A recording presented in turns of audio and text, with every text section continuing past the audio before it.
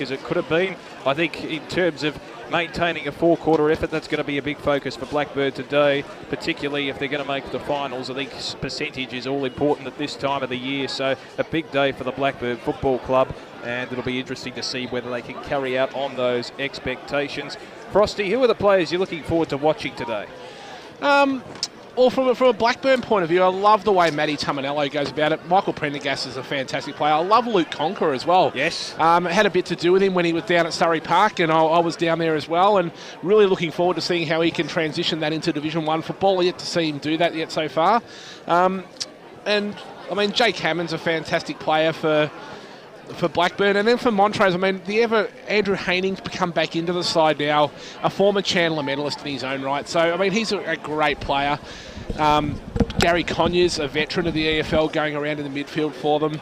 I mean, they've got great players. Jaden Weatherly, Big Billy Schilling, who's not so big anymore, but looking quite svelte and fit out there this afternoon. So, I mean, this should be a ripping contest. There's key matchups all over the ground. And, of course, we welcome our special comments man for this afternoon, Brett Beston. Brett, good to see you again. Are you looking forward to this encounter? Boys, I am looking forward to this encounter. I saw Montrose firsthand last week, and I just want to pick up on Pete's point about Gary Conyers. He was absolutely fantastic last week. For me, he was best on ground. The other guy that caught my eye too was Big Patterson, the captain.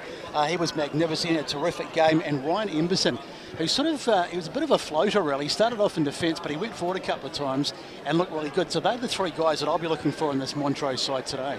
I'm also looking forward to watching, in terms of Adam Patterson, given that he plays the role of a playing coach to an extent. I think that's a very difficult role to juggle, and given his AFL experience as well, it'll be interesting to see how the players revolve around him. Of course, a member of the AFLPA too up there, similar to Brett Johnson, who used to coach down here at Montrose as well. So he's going to be a prominent figure for the Montrose Footy Club today. We mentioned about their lack of goal kicking last week against Vermont and how they were exposed, particularly in the middle. Do you think they've really got to address these errors, particularly as they head down towards the climax of the season, Pete? Well, to play finals, I mean, you need to kick a winning score, and that's something that Blackburn have struggled with over recent weeks. They probably need to try and turn that around this afternoon. They're not going to get any respite from Montrose, although Montrose can't. Mathematically impossible for them to play finals still. They've still got a lot to play for, and with a huge crowd out here at their home ground, they want to be putting their best foot forward this afternoon. Pete, the other guy too that was very good last week was Troy Wright, the Montrose defender. So I'm not sure who he will go to today, but he was exceptionally good last week. So they've got a good side, and they've brought in, interestingly, Montrose have brought in a couple of forwards themselves today. They've brought in Hayden Quirk, who's a half forward, and they've brought in Matty Little. I think he's probably going to play maybe full forward. So that'll be interesting to see how they go. Yeah, in a sense, I think Pete's right. You mentioned that it's a big home crowd, particularly following on from the International Cup match earlier today. This will probably be treated as some sort of a grand final for them to end their season in a way, given the nature of the game and the fact that they could potentially bundle Blackburn out of the finals race. Well, that's right. I mean, Montrose, I mean, it's all about pride for them. They've embraced the United States AFL side over the last couple of years and really taken them under their wing. They've used this as a training base for them. They want to treat them. So they want to show them a little bit that their football club knows how to go about the things as well, things in the right way and at the senior level. So for them to be out here, all the United States supporters, all the P&G supporters are staying around to watch this game. So for the Montrose Footy Club, it's an important afternoon to really showcase their club and what they're all about. Yes, and I tell you what, they will pumped up to that extent. Ben Warren-Smith joins us in the call chair today. BWS, I'm sure you enjoyed that International Cup encounter. I love the accuracy from the PNG players. Oh, how good was that? Can that be replicated in the main game today? I walked past the chairman, Gray and Helbish, on the ground afterwards, and I go, maybe PNG need to go down to some AFL clubs and teach them goal kicking practice. I tell you what, that was sensational. What a great atmosphere it's been here for the last couple of hours as well. And like Pete said, everyone's hanging around. Everyone's going to get amongst it today, and expect a big showing from Montrose today. We know Blackburn are on the cusp of playing finals. It's an important game for them today. They must win to ensure that final 5 spot.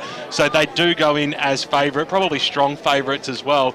But Montrose, they have lifted in the last month of football as well, and at their home deck, in front of the biggest crowd they probably had out here in a number of years. Yes. Also, it's a big day for the footy club. You just never know. I think it's going to be a lot closer than what other people think, but I'm still picking Blackburn today, Damo. Yeah, no, I have to agree with you there, although Blackburn do have their deficiencies, as we said, in terms of their depth and playing list coming in towards the back end of the season. Brett, who are you tipping? Mate, I'm going to go completely left field, and I'm going to pick Montrose today. I think Good on you. I saw enough of them last week against East Ringwood. I thought they played not so well in the last quarter. They got trapped inside their own defensive 50, but there were some good signs. And if I tell you, if Conyers and the other guy that was really good last week was Jason Lindgren, he was fantastic. So if they can get the ball in the middle and they can get it forward and find some goal-kicking options, maybe big Jack Garthwaite into the game, I think they could cause an upset today.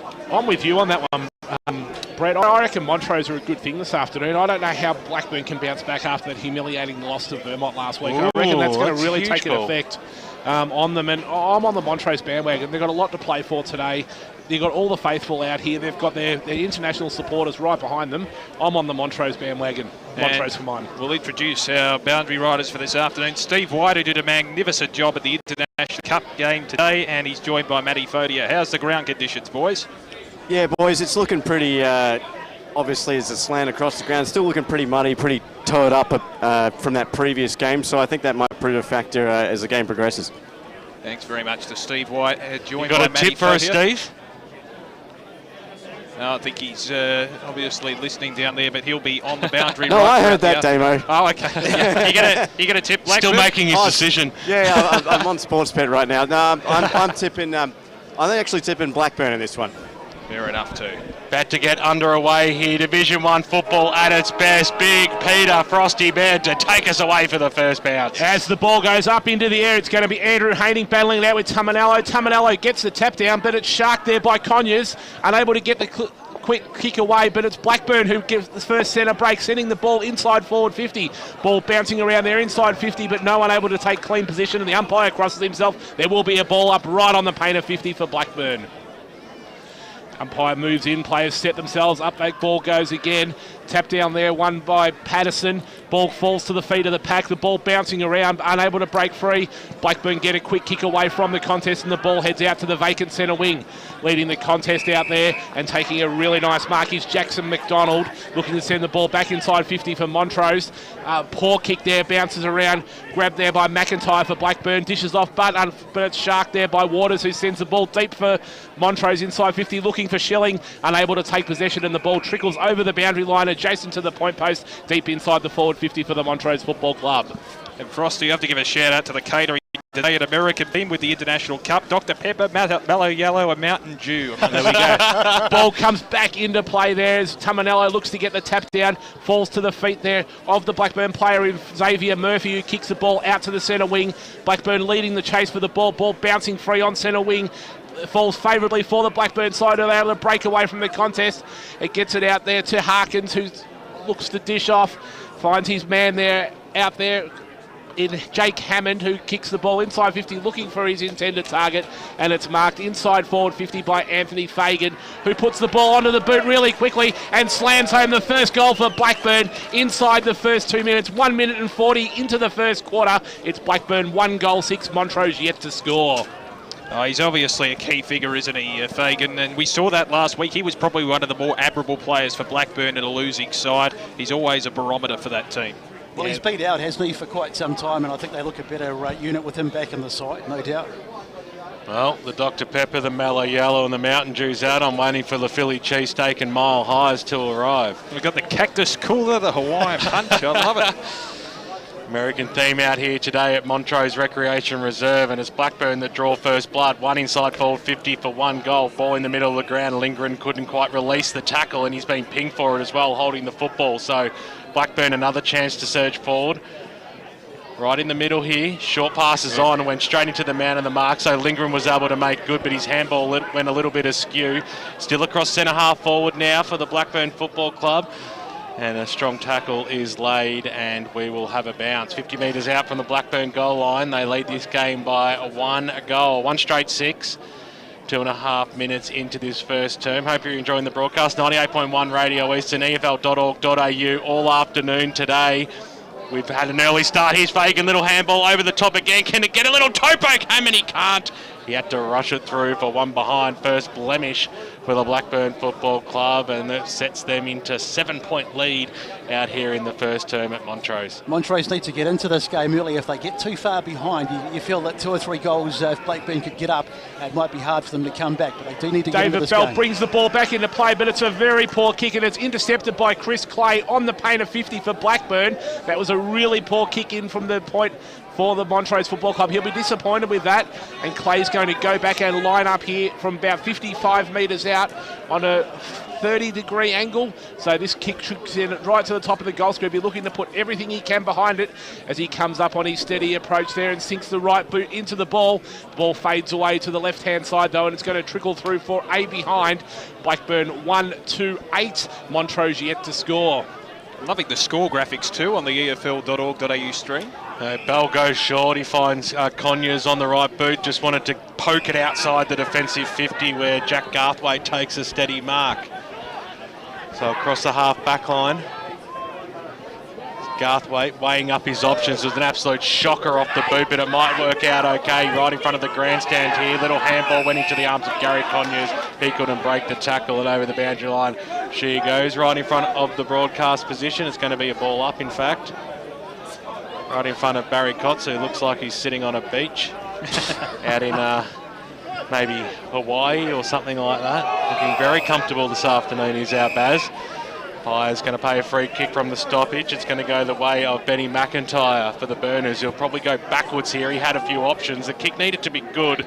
It was average, but Clay was up to the task. On the right boot, arch the back, kicks the ball inside forward 50 now for the Burners, and what a strong mark that has been taken about 45 metres out, almost directly in front, and Jakey Hammond, you back him in with the best of him at all times, and he'll have a ping from on the paint, Brett. Chris Clay already having quite a big influence on this game. He's not the sort of guy you want to let get into the game because he's a very, very good player and stamping his authority already on this match. So watching Jake Hammond here as he approaches. Take it away, Peter Baird. Kicks the ball inside 450, looking goal umpire does not move. It's a low kick, but it's straight through the middle, and Jake Hammond puts the second on the board for the Blackburn Football Club. Blackburn 2-2-14. Montrose yet to score. Can I change my tip? Oh, gee, you don't. The year of little faith. No, it's early days, but Montrose do need to get back into this game. I mean, have they had an inside 50 yet? I might think they have. No. It's been very... they have. They had the first... They've had a couple, actually. They had the first inside 50, and then there was a boundary throw-in shortly after. So they did have the play for the first couple of minutes. Umpire back in the middle now. Tumanello got the tack down, but no one was there. Haining went after it again, in and under. Clay goes after it. He's heavily met very quickly... by Garthwaite, I think it was, who gave away a high tackle. In fact, it was Fraser Pope. So Clay got the handball away. That was okay. Got it away to Murphy. On the left boot, goes up towards the half-forward line. Getting absolutely crunched in the contest, and advantage paid now is to Weatherly for Montrose, who switches the ball out wide. Getting down low there was Pope, who takes a good mark. On the right boot, wants to move the ball quickly. That was okay. Brendan Gardle, he takes it, stops, props, and goes back over his mark. So almost up to the wing position here, Montrose, weighing up the options, got a kick to the half-forward line. There was nobody home, though. It was a 3-on-3 situation, but Faulkner was there. Switched it across to Clays, and he having a few touches early in this piece of the game. Gets it away. Here's Kenworthy. Drop what he probably should have taken. Kenworthy, and you are gone. No, the umpire gave him a relief there and said that was okay. I think Daniel Fielding will be a little bit upset by that one. Let's cross down boundary side to Matt Fodia. G'day BOS. Blackburn working harder than Montrose, and you can tell that just from the rotations. They've had about 20 more with blokes coming off absolutely cooked. 1 minute break, get back on. Montrose a lot less running. Tumanello got the knockdown, but straight into the arms of Schilling to the top of the goal square, where almost taking the mark there was Faulkner, but he had enough space to trickle it over the behind line and through for a minor score. That's the first for the Montrose side. 7.5 minutes into this first term on AFL Game Day. Division 1 football at its best, and it's the Burners 2-2-14 to Montrose, one behind. As Parker brings the ball back into play, looking for his intended target there in Tumanello, but he's over the mark, over the top by Vescio, who sends the ball back inside the forward 50 for Montrose. No one able to take the mark down. The ball's held up in a pack. The umpire calls for the ball, and it will be balled up about 25 metres out from the goal from Montrose. Vescio was good last week against East Ringwood. He's a player to watch. If he gets into the game, that'll be a big plus for Montrose. Adam Patterson gets the tap out, looking for Schilling there, but the ball breaks free for Blackburn. Taking it away from the pack there is Kenworthy, who dishes off now. Blackburn getting the ball out to the far side of the ground. Quick kick into the middle. Quick handball releases Clay again as he runs to the paint of 50. Puts the ball onto the boot, sending it deep, but it fades away to the right-hand side of the goal. Very quick transition there from the Blackburn Football Club. One end of the ground to the other. Unfortunately, unable to capitalise on the goal, though. Blackburn moved to 2-3-15. Montrose the one solitary behind. So McDonald to bring it back in for the D's. He'll go to the mountainside of Montrose Recreation Reserve, and a strong kick out there, almost pulling down the mark there was Garthwaite. I thought he might have been paid that, and almost a chopping of the arms. Umpire was unwilling to give that one over the boundary line. She goes for a boundary throw in 55 metres out from the Blackburn goal line, leading by 14 points early in his first term. 9 minutes gone. Tumanello and Haining, what a ruck duel that is. Haining over the back, got the little flick out. Schilling was in there a long way out from goal. Charging through there was Benny Danaher. What a season he had, but over the top there, Fielding did well for the D's. They'll get a little bit of space here. Handball out wide to Schilling, got the handball back away. Here's Weatherly on the right boot, up towards the half-forward line, close to the boundary line. Hasn't stayed alive, but has it just inside the paint. And we'll have a boundary throw in about 75 metres out from the Montrose goal line. You mentioned the mountainside, sorry, Brett. It's fantastic, picturesque atmosphere here at Montrose. It's a glorious little ground. First time I've been out here, but I was just saying to BWS, and we were out there before the game, it certainly is one of the more picturesque grounds in the comp. Absolutely beautiful as the umpire throws the ball back in now. Blackburn have the numbers through the middle of the ground. Up into the middle they go, getting down low there was Hammond, might have got a shove in the back. The umpire said he did. It was Tiggy Touchwood, but he'll take it, then he'll thump it every bit of 60 metres to the top of the goal square. And why wouldn't you go that way? It's going to be a difficult angle shot for his teammate there in Bathy, but he wants to switch the play. And, well, Blackburn just have the numbers, a little bit of not matching up there for the Blackburn side, which was for Montrose, which was disappointing, Damo. Yes, and really just very costly right in front of goal. So it'll be the third goal on the board now to the Blackburn Football Club as we cross the 10.5 minute mark of this first term. They lead 3-3-21. Montrose only the one behind to date. So a really good start here by the D's. It was poor from the Montrose defence, though, wasn't it? I mean, Bathy took the mark and everyone just stood there and he was able to give it off. Sammy Hudson putting that goal through. Clearance is 7-3 in favour of Blackburn. They're dominating the contested possession 16-9 and already taken 5 marks inside 50-0 thanks to Choose Tough. The ball back in the centre now. The umpire preparing to throw it up in the air. It will go here as the two rucks will take contest here. It's now Patterson in the ruck, but Tamanello gets the tap down, looking for his intended target there in Hudson. Ball bouncing around in the pack. It doesn't break free. And the umpire calls for the ball, and there will be a secondary ball up here. 4-point lead to Doncaster East over Mooroolbark at quarter time. Ball goes back up into the air here. Patterson looking to get the tap out, but it's Tumanello over the top once again. Ball breaks free. Billy Schilling looking to grab the tap. Falls for Bell. He sends the ball forward. Quick mark there by Sam Rickard as he goes back about 65 metres out. Gets the ball onto the boot now. Looking for Garthwaite. Unable to take the mark there, and the ball trickles towards the boundary line. Grabbed there by the player in Quirk, who puts the ball onto the boot really quickly. Sends the ball deep inside the forward 54 for Montrose, but no one able to take the mark. Billy Schilling there lurking ominously, but the ball falls over the boundary line and out of bounds, just 2 metres around from the point post. It's a bit better play there from Montrose, but unable to get the ball moving forward with any fluency whatsoever. Noble Park by a goal at quarter time over Baldwin. Call your Jets, Brett Beston. Schilling unable to grab the ball from the tap in. The ball falls to the base of the pack and a big group of players can send upon it. The ball's locked in there and the umpire will have no choice but to throw this one up here again. About 25 metres out from the goal for Montrose. Montrose looking to try and claw their first goal on the board. Up in the air goes the ball. Tumanello reaches over the top there of Patterson. Looking to try and get the ball. Unable to break free once again. Blackburn doing very well here just to lock it in there and able to get Montrose any free shot on goal. Let's cross down boundary side to Matt Fodia. I was just wondering, BWS, whether Norwood are beating Vermont, mate. That was the hot tip last night. Well, from the score that I got Barry to show me, that certainly doesn't doesn't say that.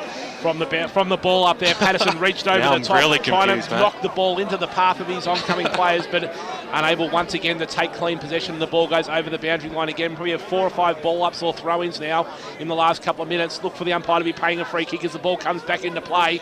Patterson taps the ball again, trying to break it into clear space, but unable to do so, and the ball goes over the boundary line once again. Probably easier said than done, but Tumanello's getting a real free ride in the ruck, and they really need to get him there. The skipper, Patterson, or maybe they need to make a change and get Cooper in there, because he really is belting them in the ruck. Ball this time bounces clear and falls into the path of Kenworthy, who slams the ball onto the boot, looking for Harkins in the middle of the ground, able to take possession, and ball bounces the way of Montrose. McDonald there, wrapped up in a tackle in the centre of Montrose Recreation Reserve. Ball there, but it does finally break free into the arms of Conyers, who tries to get the ball moving forward, but it's smothered off the boot. This leading the race for the ball is McFarlane for Blackburn, unable to take possession. He's wrapped up in a tackle there himself by McDonald, and the umpire will call for a ball up here at the opposite end of Montrose Recreation Reserve from where it's been for the last 4 or 5 minutes. Up goes the ball. Patterson locking arms with Tumanello, neither able to take possession of the ball. Ball falls into the path of Conyers, and he's wrapped up in a tackle, and once again there'll be another ball up. Quarter time, Ringwood lead South Belgrave 39-20 at the Domvale game against Surrey Park. It's 35-30 with the Vales with a 5-point lead. A quick snap around the body now for Montrose up towards the wing position. The big flyer over the top there, and good mark there taken by Sam Rickard, who's off to the races into the middle of the ground. Will this sit up for Waters? He has a bit of space. He might go all the way, Waters. He set sail for goal, but he pushed it right. He pushed it way right and hit the mini pine, the right pine, on the right-hand side and out of bounds on the full. It goes Kilsyth at quarter time, lead by 56-18, so a decent lead for them. Of course, Vermont taking on Norwood today, so I think Matt Fodia got up a little bit too early this morning with that last comment. I could have absolutely no idea what he meant by that, as the kick goes out wide now for the Blackburn Football Club, up towards the middle of the ground now. The kick, it wasn't crash shot. There was really no one to go after it at that instant. Rickard got the handball away. That was dangerous. Goes to Pope. He was met heavily, and now to be the Burners to go forward in the arms there of Harkins on the right boot. Switches it inside forward 50 over the back of the pack, sitting up nicely there for Thorpe. Snap around the body by Thorpe. No, he didn't have enough curl on it that side. And it goes through for one behind. It's stuck in the tree, the football. They can't get it down. Any volunteers to get up there? I tell you what, just saw Jake Harkins in the play there. He was very good last week as well. He's a good player, and he's also been involved in the game from a Blackburn point of view. Just get a few of those American ruckmen, maybe they can reach it. I vote Peter Baird. Who seconds that? Yeah, I'll second only if you lift him. We need the little monkey, give him a boost. We need the little monkey Ray Baird here to scoot up the tree like a little ferret up a drain pipe, and he'd be able to get that one down in no time whatsoever. We know he'll be listening to Razor. Hope he's recovering well. As they call for another footy here, it's been relayed to the far end of Montrose Recreation Reserve. It will be brought back into play here. Coldstream leading by 3 points against the Whitehorse Pioneers at quarter time. Some other around the ground scores with Bell to bring the ball back in. As he does, David Bell puts a long kick out there to the far side, the outer side of Montrose Reserve, but no one home for Montrose, and a clear mark's taken there by Blackburn, who's the ball's going to come back just as quickly, looking for his intended target inside 50, and Harkins there, but the ball breaks free and falls out to the Montrose player, who seeks the ball out to the far side of the ground whatsoever. This time it's Rickard here, unable to take the possession, but gets the ball back. The ball's bouncing around in the middle of the ground. Turnover. Blackburn take possession, but he's wrapped up in a tackle there is Jake Harkins, and unable to break free, so there will be a ball up right on the centre wing on the outer side of Montrose Recreation Reserve. Ball goes up into the air. Hayning looking to get the tap out. Tumanello over the top though once again. Ball bounces in the way of Hudson, who's unable to get his tackle. Montrose snarked the ball here, and David Bell takes possession. Quick kick, finds Conyers, who gets the ball onto his left boot, looking to send it inside 50. Players wrestle there, but unable to take possession. Holding the ball. That's a bit stiff there from the Montrose player. Looked to try and break free quickly from the tackle, but grabbed very high and brought down and paid for holding the ball. Blackburn dished the ball off there, trying to find some clear space there. Poor kick opens the door for Montrose as they're able to get the ball back, take possession again inside 50. Quick kick onto the boot, sends it deep to the goal square. Looking for Schilling. Schilling unable to mark there, and the ball comes to the front of the pack. Blackburn players swarm upon it, and there will be a ball up here approximately 20 metres out from the Montrose goal, BWS. Good tackle there by Quirk, but he needs to be in the front spot in that contest. It was a 3-on-1 situation, so it did make it hard for him for Montrose, but it is only 20 metres out from their goal line. They need something. Tamanello over the back got the knockdown, the quick clearing click by Blackburn into the middle of the ground.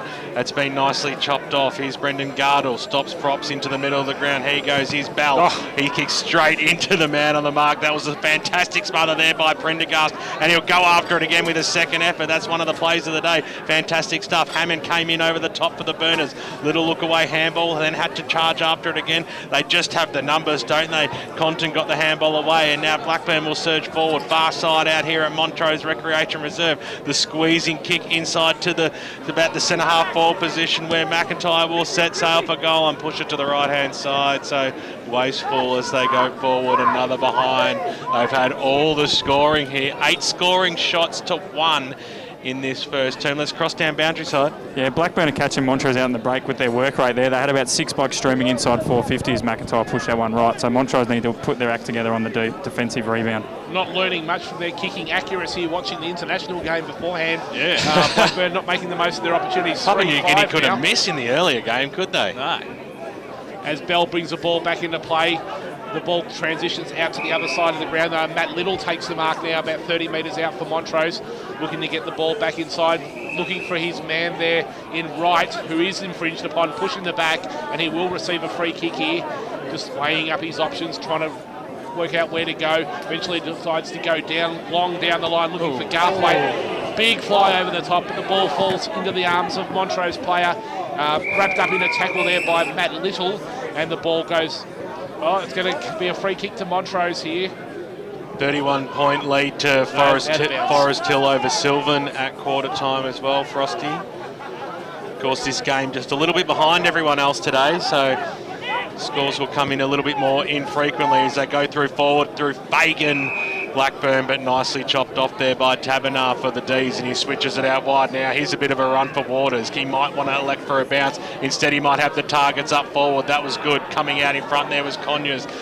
Double back quickly, then sends it long. He's looking for his teammate there in Little, who had the back spot, but the kick went way too wide anyway and out of bounds on the full. It goes very wasteful there, gentlemen. Yeah, absolutely, yeah. I tell you what, boys, Jason Lindgren has been very, very quiet in this first quarter. He had a fantastic game last week, but he's almost been anonymous. He really needs to get into the game. Lilydale and Upper Fentrick Gully all squared 2-1-13 apiece at quarter time. Frosty as Cruz brings the ball back in for Blackburn. It is, but it is chopped off there by Montrose, who send the ball back inside forward 50, looking for Garthwaite. Ball goes over the top though, unable to take the mark, and heads towards the boundary line whatsoever. Blackburn are there in numbers though, and we'll see the ball over the boundary line right in front of the scoreboard there on the far side of Montrose Recreation Reserve. Montrose 1 behind Blackburn, 3-5-23, 21 minutes into this first quarter. Park Orchards trailing Baronia by 3 points at quarter time. Ball back into play there, sharked off the pack by Fraser Pope, unable to get the ball onto his boot though.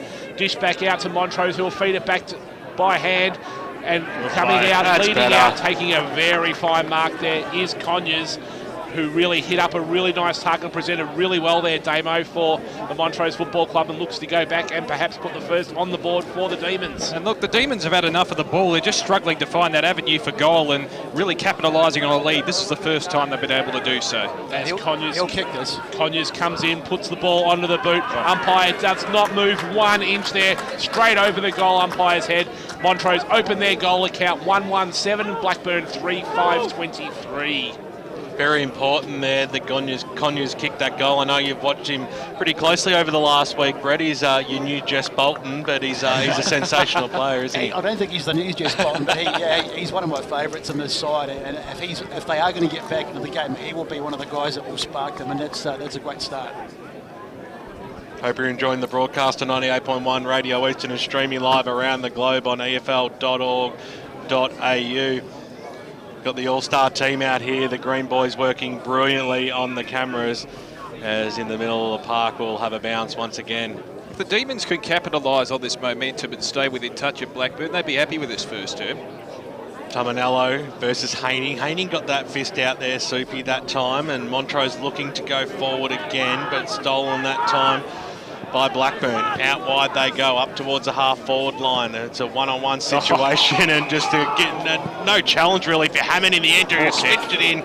But you heard Damo say it was a poor kick, and Pope was there just to mop up. Here's Taberner on the left boot now, just wants to squeeze up a target in Bell, who was happy to take off as well, and then kicked it up towards the half-forward line. Had a little bit too much purchase on there that time for Little. It was knocked away from him, but Little was there. He took on a play, got the handball away. Schilling could kick a goal from here. Schilling does kick a goal! Montrose have got 2 in a row. Well, they did it the hard way, but when it's in the hands of a class act like Big Billy, at that point in time, he can just slam it through, and that's 2 in a row now for the D's. We're back to a 10-point margin. They'll be ecstatic. Just picking up on Damo's comment, he said if they could go to half-time with in the situation it was, they'd be delighted. They'll be absolutely over the moon. I mean, to get within 10 points, and you just feel like they've been really totally outplayed in this quarter, but they'll be wrapped. Yeah, for all their dominance, Blackburn aren't able to put the score on the board. 3-5-23, Montrose 2-1-13, as the ball's back in the centre of Montrose Recreation Reserve. Up it goes, Hanning gets the tap out, but it's only as far as Murphy there for Blackburn. Gets the ball out to Conker, who puts the ball onto the boot, sends it to the far side of the ground, unable to find his intended target there in Prendergast, and it trickles over the boundary line right in front of the green vision sign out there. As the umpire will bring the ball back into play, Montrose setting up their defensive wall there in front of the Blackburn forwards. The ball coming back into play, Haining to lock arms again with Tominello. This time Tominello reaches over the top once again, but the ball falls to the front of the pack. Quick kick away there from Fraser Polk, looking for his man there in Patterson. Ball falls free though to Montrose, and they run through the outer side of the ground. Sends the ball deep inside forward 50. Out comes Gary Conyers once again. Kicks into the man of the mark. Unfortunately though, he had players streaming inside 50. And Blackburn will rebound here. Blackburn through hands, send the ball out through Kenworthy, looking to try and rebound, but it's only as far as Fraser Pope there on the defensive 50-metre arc for the Montrose Football Club. He'll take his time though, send the ball back this time, and it comes out in the way of Taberner once again. Taberner looking for right now, as Montrose looking just to maintain a bit of possession here, gets the ball onto the boot. This time hits up in Gardle. Gardle looking for his next target, next link in the chain for Montrose. Unfortunately, doesn't know if he's going to be able to find that. He does find his man here in McDonald, though. Short kick down the line. McDonald doesn't have many options here. Looks to go down the line himself. Take the mark, but it's a poor kick, and it's cut off there by Ben Danaher, who sends the ball back into the middle of the ground. McIntyre takes the mark, wheels and turns quickly and sends the ball inside forward 50.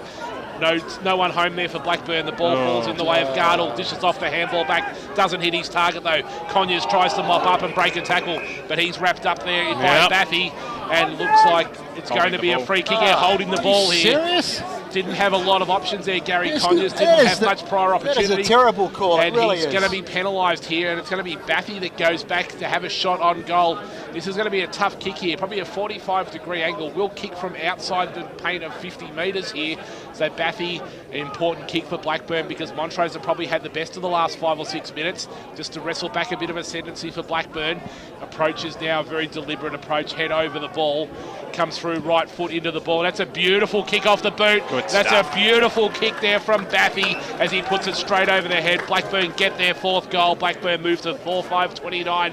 Montrose 2-1-13. I'm sorry, boys. That was a rubbish call. I mean, am I the only one that thought that was rough? I thought that was really, really rough. Well, in any case, though, I think Blackburn really needed that goal just to stem the flow. Montrose had the momentum in the preceding 5 minutes, and they finally have a buffer. True, but those little calls can just sting you. I mean, Montrose had a good little period. They've come down the other end, probably got a rough call, and now they've, suddenly from going in with a manageable score, they're 16 points behind. To be honest, I thought he went one way, then doubled back, and then went against Bathy with a high tackle around the head, and so he took on 2 players. To me, I thought it was fair, to be honest. Okay. Ball back in the middle of the ground, comes out. What's the chance here for Fielding? This way, that way. He's going to get pinged. Good tackle there by Murphy, but umpire said it was okay. And shout out to Arthur Hall, listening in from Shepparton today, enjoying the call. Artie! And of course, Wayne Brasher sitting at home in New York in the Bronx, eating his Mile High and big gigantic soda as they go forward. Here's Conyers, Montrose. Strong tackle there by Benny McIntyre. You've got to reward those ones. And he's off to the races as well. Waste no time. Oh, Little was right on his hammer, but he got away in just a nick of time. Hammond uses his body well. He can still go after it again for the second chance. Right on his hammer there was right. Little kick off the ground. Or Bathy, well, he had a ping at it. He had a poke at it, really, and on to the right-hand side it is. So Blackburn, they have been peppering the goals in this first term. 28 minutes gone on the Bendigo Bank scoreboard. They lead by 17 points, 10 scoring shots to 3, 30 plays 13. Frosty Baird. The ball comes back into play there, sending it forward is David Bell looking for Garthwaite, not able to take the mark. Ball's full free to Montrose though, as the handball comes out to Matt Little, but the bell of quarter time, the siren blows, and it's Montrose who will go in 17 points down at quarter time as players head to their respective huddles to listen to what the coaches have to say, Damo. Yes, certainly a fantastic first term in terms of skill level, but Blackburn probably wasted opportunities. They lead at 4-6-30 to Montrose 2-1-13. It's quarter time at the EFL match of the day. We'll be back with the second term right after this. It's important to tell our loved ones how much they mean to us, so don't wait till tomorrow. Say it now. During hashtag Say It Now week, Tobin Brothers Funerals is encouraging you to tell loved ones what an inspiration they are and how much they mean to you. Say it now. Say it how you really feel and what's there in your heart right now. Hashtag Say It Now week, Monday till August 20. Tobin Brothers Funerals, celebrating lives. Program sponsor. Never miss out on the latest information on the Eastern Football League through the league's social media channels. Live updates, information and scores through the league's Twitter account. Nothing better than a companion to keep you up to date with all the latest when you're at the footy. Better still, one that fits in your back pocket. The Eastern Footballer is a must-read. All the latest information, team lists, feature articles and much, much more.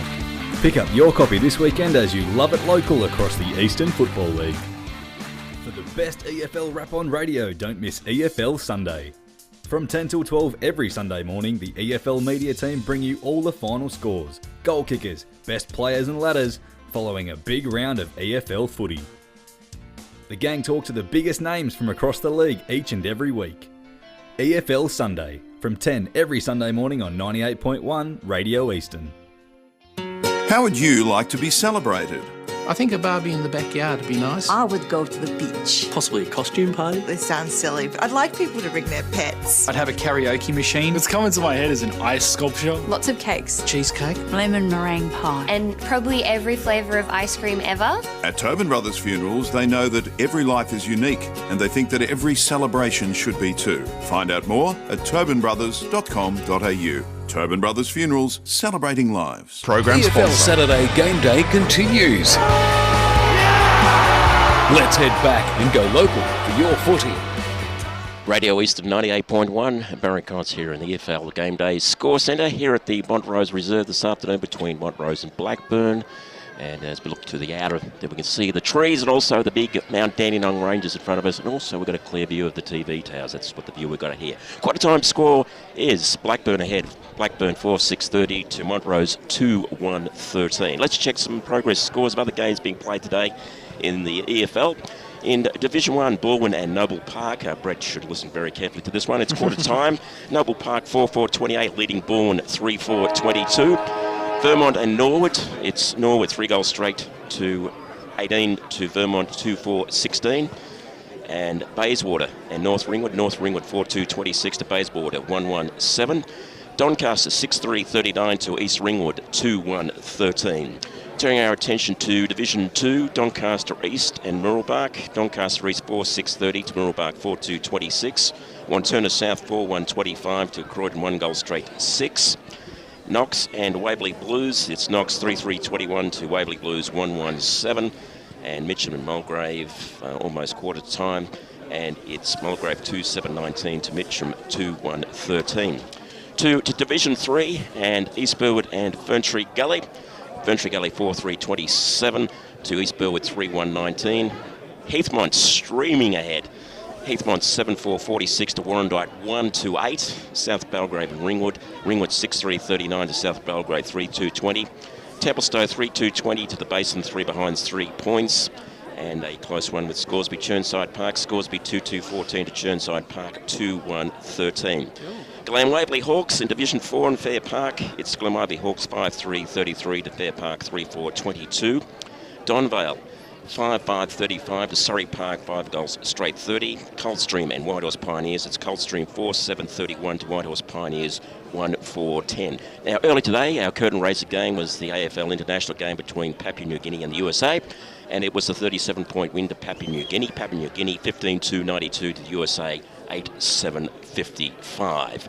Checking some AFL, well, they're doing a bit of a clinic. The Sydney Swans up at the SCG this afternoon. It's half-time, and it's Sydney Swans 13-6-84 to the Fremantle Dockers 1-3-9 at half-time. So there you go. That bit of a mozza there, Brett. Half-time? Yes. And another game probably more of interest to you is at Simmons Stadium this afternoon down there at Geelong. Come on, Catters. 15-minute mark of the second quarter, and it's Geelong 6-5-41 to Richmond 4-5-29. And that's the EFL Game Day Score Centre score update. Let's head boundary side, Matty Fodia.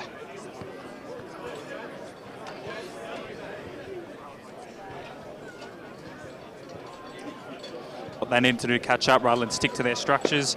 They need to work harder at the stoppages. They're getting outnumbered. They need to hit more Blackburn bodies. And finally, they think they need to be a bit more direct once they get the footy. A lot too many 1, 2, 3, 4, 5, 6, 7, 8 sort of hand passes around the stoppage. They want 1, 2, then get it forwards. Thanks very much, Matty Fodia down boundary side. Let's head to Grant Soupy Campbell for some Tuesday match stats. Blackburn won the clearances in the first quarter 13-9. They won the contested possessions 38-34. Montrose got on top in uncontested possessions late on, but a lot of meaningless ones. 45-36. Inside 50 count 13-10 in favour of Blackburn. They took 5 marks inside 50, only 1 for Montrose. Blackburn's kicking can still improve because they conceded 9 intercept marks that quarter and Montrose 4. So probably the skills so far, not what we expect of Division 1 football if either team wants to play finals. That's true, but it has been an entertaining brand of football nonetheless. BWS and Peter Baird as Blackburn retrieve from their huddle. Steve White is also on the ground. He heard him with the huddle. Steve, what did they say? Yeah, message out of the Blackburn huddle at quarter time was they felt that they were on top defensively. The ball movement had to be better, particularly down the corridor. So quick hands was the message and get it down the corridor. They wanted to go up to the next level in terms of their defensive play, but other than that, very happy with the start. Thanks very much. Steve White down boundary side. Boys, you think Montrose can maintain the sort of intensity that they showed in patches in that first term? Oh, it's going to be interesting here. Montrose really looking to try and wrestle back a little bit of ascendancy as they did in that later stages of the first term. But Blackburn, a couple of late goals here have kicked away once again, and Montrose will be really looking to try and bounce back hard as the ball's back in the centre of the ground, ready to go here. So just waiting for players to clear the arena as the umpire turns around and looks back. He will now hold the ball aloft and come in, ready to throw it up again, waiting for that siren. Still waiting for the siren. Umpire turning around there it is. We've finally got it. So the umpire will come in, throw the ball aloft, and Tominello will go up in the air again. Jumps right over the top of Andrew Haining, but the ball falls into the lap of David Bellows. Sends the ball inside 50 for Montrose. Ball bouncing away out. Quick handball out looking for Conyers there. He's collected high though in the tackle, and he'll go back and take a free kick. Almost have a shot from here. You back him. I mean, we saw the wind advantage. Maybe a slight breeze heading down towards that end, although there's not much of a wind out there. But Montrose, they'd be promising with this first goal of the second term if they can convert here. Conyers has had a very good first term. They've been in amongst everything, just pinged a couple of times for holding the ball. Be looking to make up for that, though, as he approaches the arc of 50, puts the ball onto the boot. It's a beautiful kick off the boot. Will send it right to the top of the goal square. Over the top goes Tominello, though. Big punch. Ball bounces out into the arms of Murphy, who clears the defensive 50 for Blackburn. Poor handball there, and it's chopped off, though, and comes back inside 50. And this time the ball goes back inside. It looks like Adam Patterson there that's taken the mark on the lead out for Montrose. So the Montrose coach will go back and have a shot from about 35 metres out on a 45-degree angle. Bit of an unexpected bonus here for Montrose. They looked like the chance had gone, but the turnover there, and this is a big kick. They really need this just to get their confidence back up. Good centering kick too. It was. And he's missed it. No, he's snuck it home. Yeah, Patterson comes in, he puts the ball on. It looked like it was going to the right-hand side of the thing, but the last minute just fades back towards the centre of the goals, and it is a 6 points for Montrose. Montrose get the first blood of the second term. Montrose 3-1-19, Blackburn 4-6-30, as we head boundary side now with Matt Fodier and Steve White. Yeah, Frosty, yeah, mate, the wind's died right down here now, so it's really only the slope down towards that end of the ground that gives any team the advantage. Ball back into the centre of the ground here. BWS take us away as Montrose looking to, has got that first blood of the second term on the board now, looking to try and wrestle back this lead a little bit. So 11 points is the margin. Tumanello got the knockdown that time straight into the arms there of Ben Danaher, who had a fresh air shot. Umpire said it was okay. Strong tackle there by Fraser Pope once again, and we'll have a bounce. I just asking everybody to be nice to each other. We're out here for a nice Saturday afternoon. Pye throws it up. Haining went early, so Tumanello had a free shot at it. Couldn't do too much with it. Compton was in there as well. Stacks on the mill. We'll have another bounce. I've enjoyed the work of Tumanello, particularly in the last month when we've been out at Blackburn games. He's very prominent in the air. Back at the footy club. Division 1 Player of the Year, best and fairest. A big addition to this side this year. Andrew Haining just struggling to work him out a little bit here in the ruck. He's just that extra height there, able to reach over the top. And Haining's just probably looking to make a bit of body contact a little bit earlier. He's a big unit, Haining, and a sensational ruckman, a league best and fairest. Knocked down there, Thorpe. Little handball out wide. Comes out now to the advantage there of contact for Blackburn. Had him wrapped up was Waters magnificently. Umpire unwilling to give a free kick at that stage, and we'll have a bounce just on the edge of the centre square. Dandenong Hills side of Montrose Recreation Reserve. Great to be out here once again. Fantastic game to call football, ground to call football from. Charging through there was Pope. He's had a good game so far, Pope. Yeah, he has. He's played well. I like their tackling pressure too, Montrose. Aside from the first 10 minutes, they've been ferocious at the man and the ball. So Tumanello and Haining knocked down that time, came out. Speak of the devil, there was Pope, got the handball away. The quick kick now for Montrose, goes up towards the half forward line. Little had the front spot, he wasn't quite there, but he had a teammate in there supporting Quirk. Comes eventually out to Little, look away handball out wide, just didn't have enough purchase on it. And in there was Reid, I think it was, who trapped it for Blackburn, did a good job just to trap the football, hit the deck, ride the tackle, and we'll have a restart. 65 metres out from the Montrose goal line. I think the D's have been competitive, haven't they? They certainly have. Ball up into the air. This time it's Haining that gets it tapped out. Big man has to reach down and pick it up off the ground. Able to do so, though. And it's Danaher that breaks away from the contest. Releases his man there in Compton as who breaks forward, kicks the ball inside forward 50. Looking for Jake Hammond, who wrestles with his opponent there and takes a strong mark there, about 30 metres out from goal, right in front of the scoreboard on the far side of the Montrose Recreation Reserve. Turnovers just killing Montrose, aren't they? And they're so quick, Blackburn, on the transition, and we saw it again there just in the blink of an eye. And this is, you'd think, a pretty, a kickable chance. For a player like Jake Hammond, this is a lay-down goal. I would say I'm going to mark this one down, BWS, as he's coming in now. Steady approach, kicks, puts the ball onto that left boot there, straight over the goal umpire's head, but the goal umpire is standing to the left of the goalpost, so it is through for a behind. Well played, Frosty. So it is another behind there to Blackburn. Blackburn 4-7-31, lead Montrose 3-1-19. David Bell there breaks away from the goal square, puts the ball onto the boot, finds Jack Garthwaite about 70 metres out. Garthwaite, poor kick looking for Gardle, but the ball comes back and finds Taberner. Taberner sends the ball back looking for Waters. That Montrose will transition to the far side of the ground now. Quick handball over the top, finds McDonald, who breaks away, unable to find his intended target though, and he's wrapped up there by the Blackburn players. Looking for Conyers in the middle of the ground though. The ball doesn't reach his intended target. Haining has to bend down and pick it up off the ground. Sends the ball back looking for his man, but he's wrapped up there by Thorpe, and it's going to be a ball up inside the centre square now. Just on the attacking side of the ground for Blackburn, They do lead this contest by 12 points. Haven't made the most of their opportunities, though, so far, BWS. 2 goals is the margin, 11 scoring shots to 4. So umpire throws it up. Tumanello, big knock on it. Conya's got one. Fresh air shot by Tuma. Went up towards the half-forward line.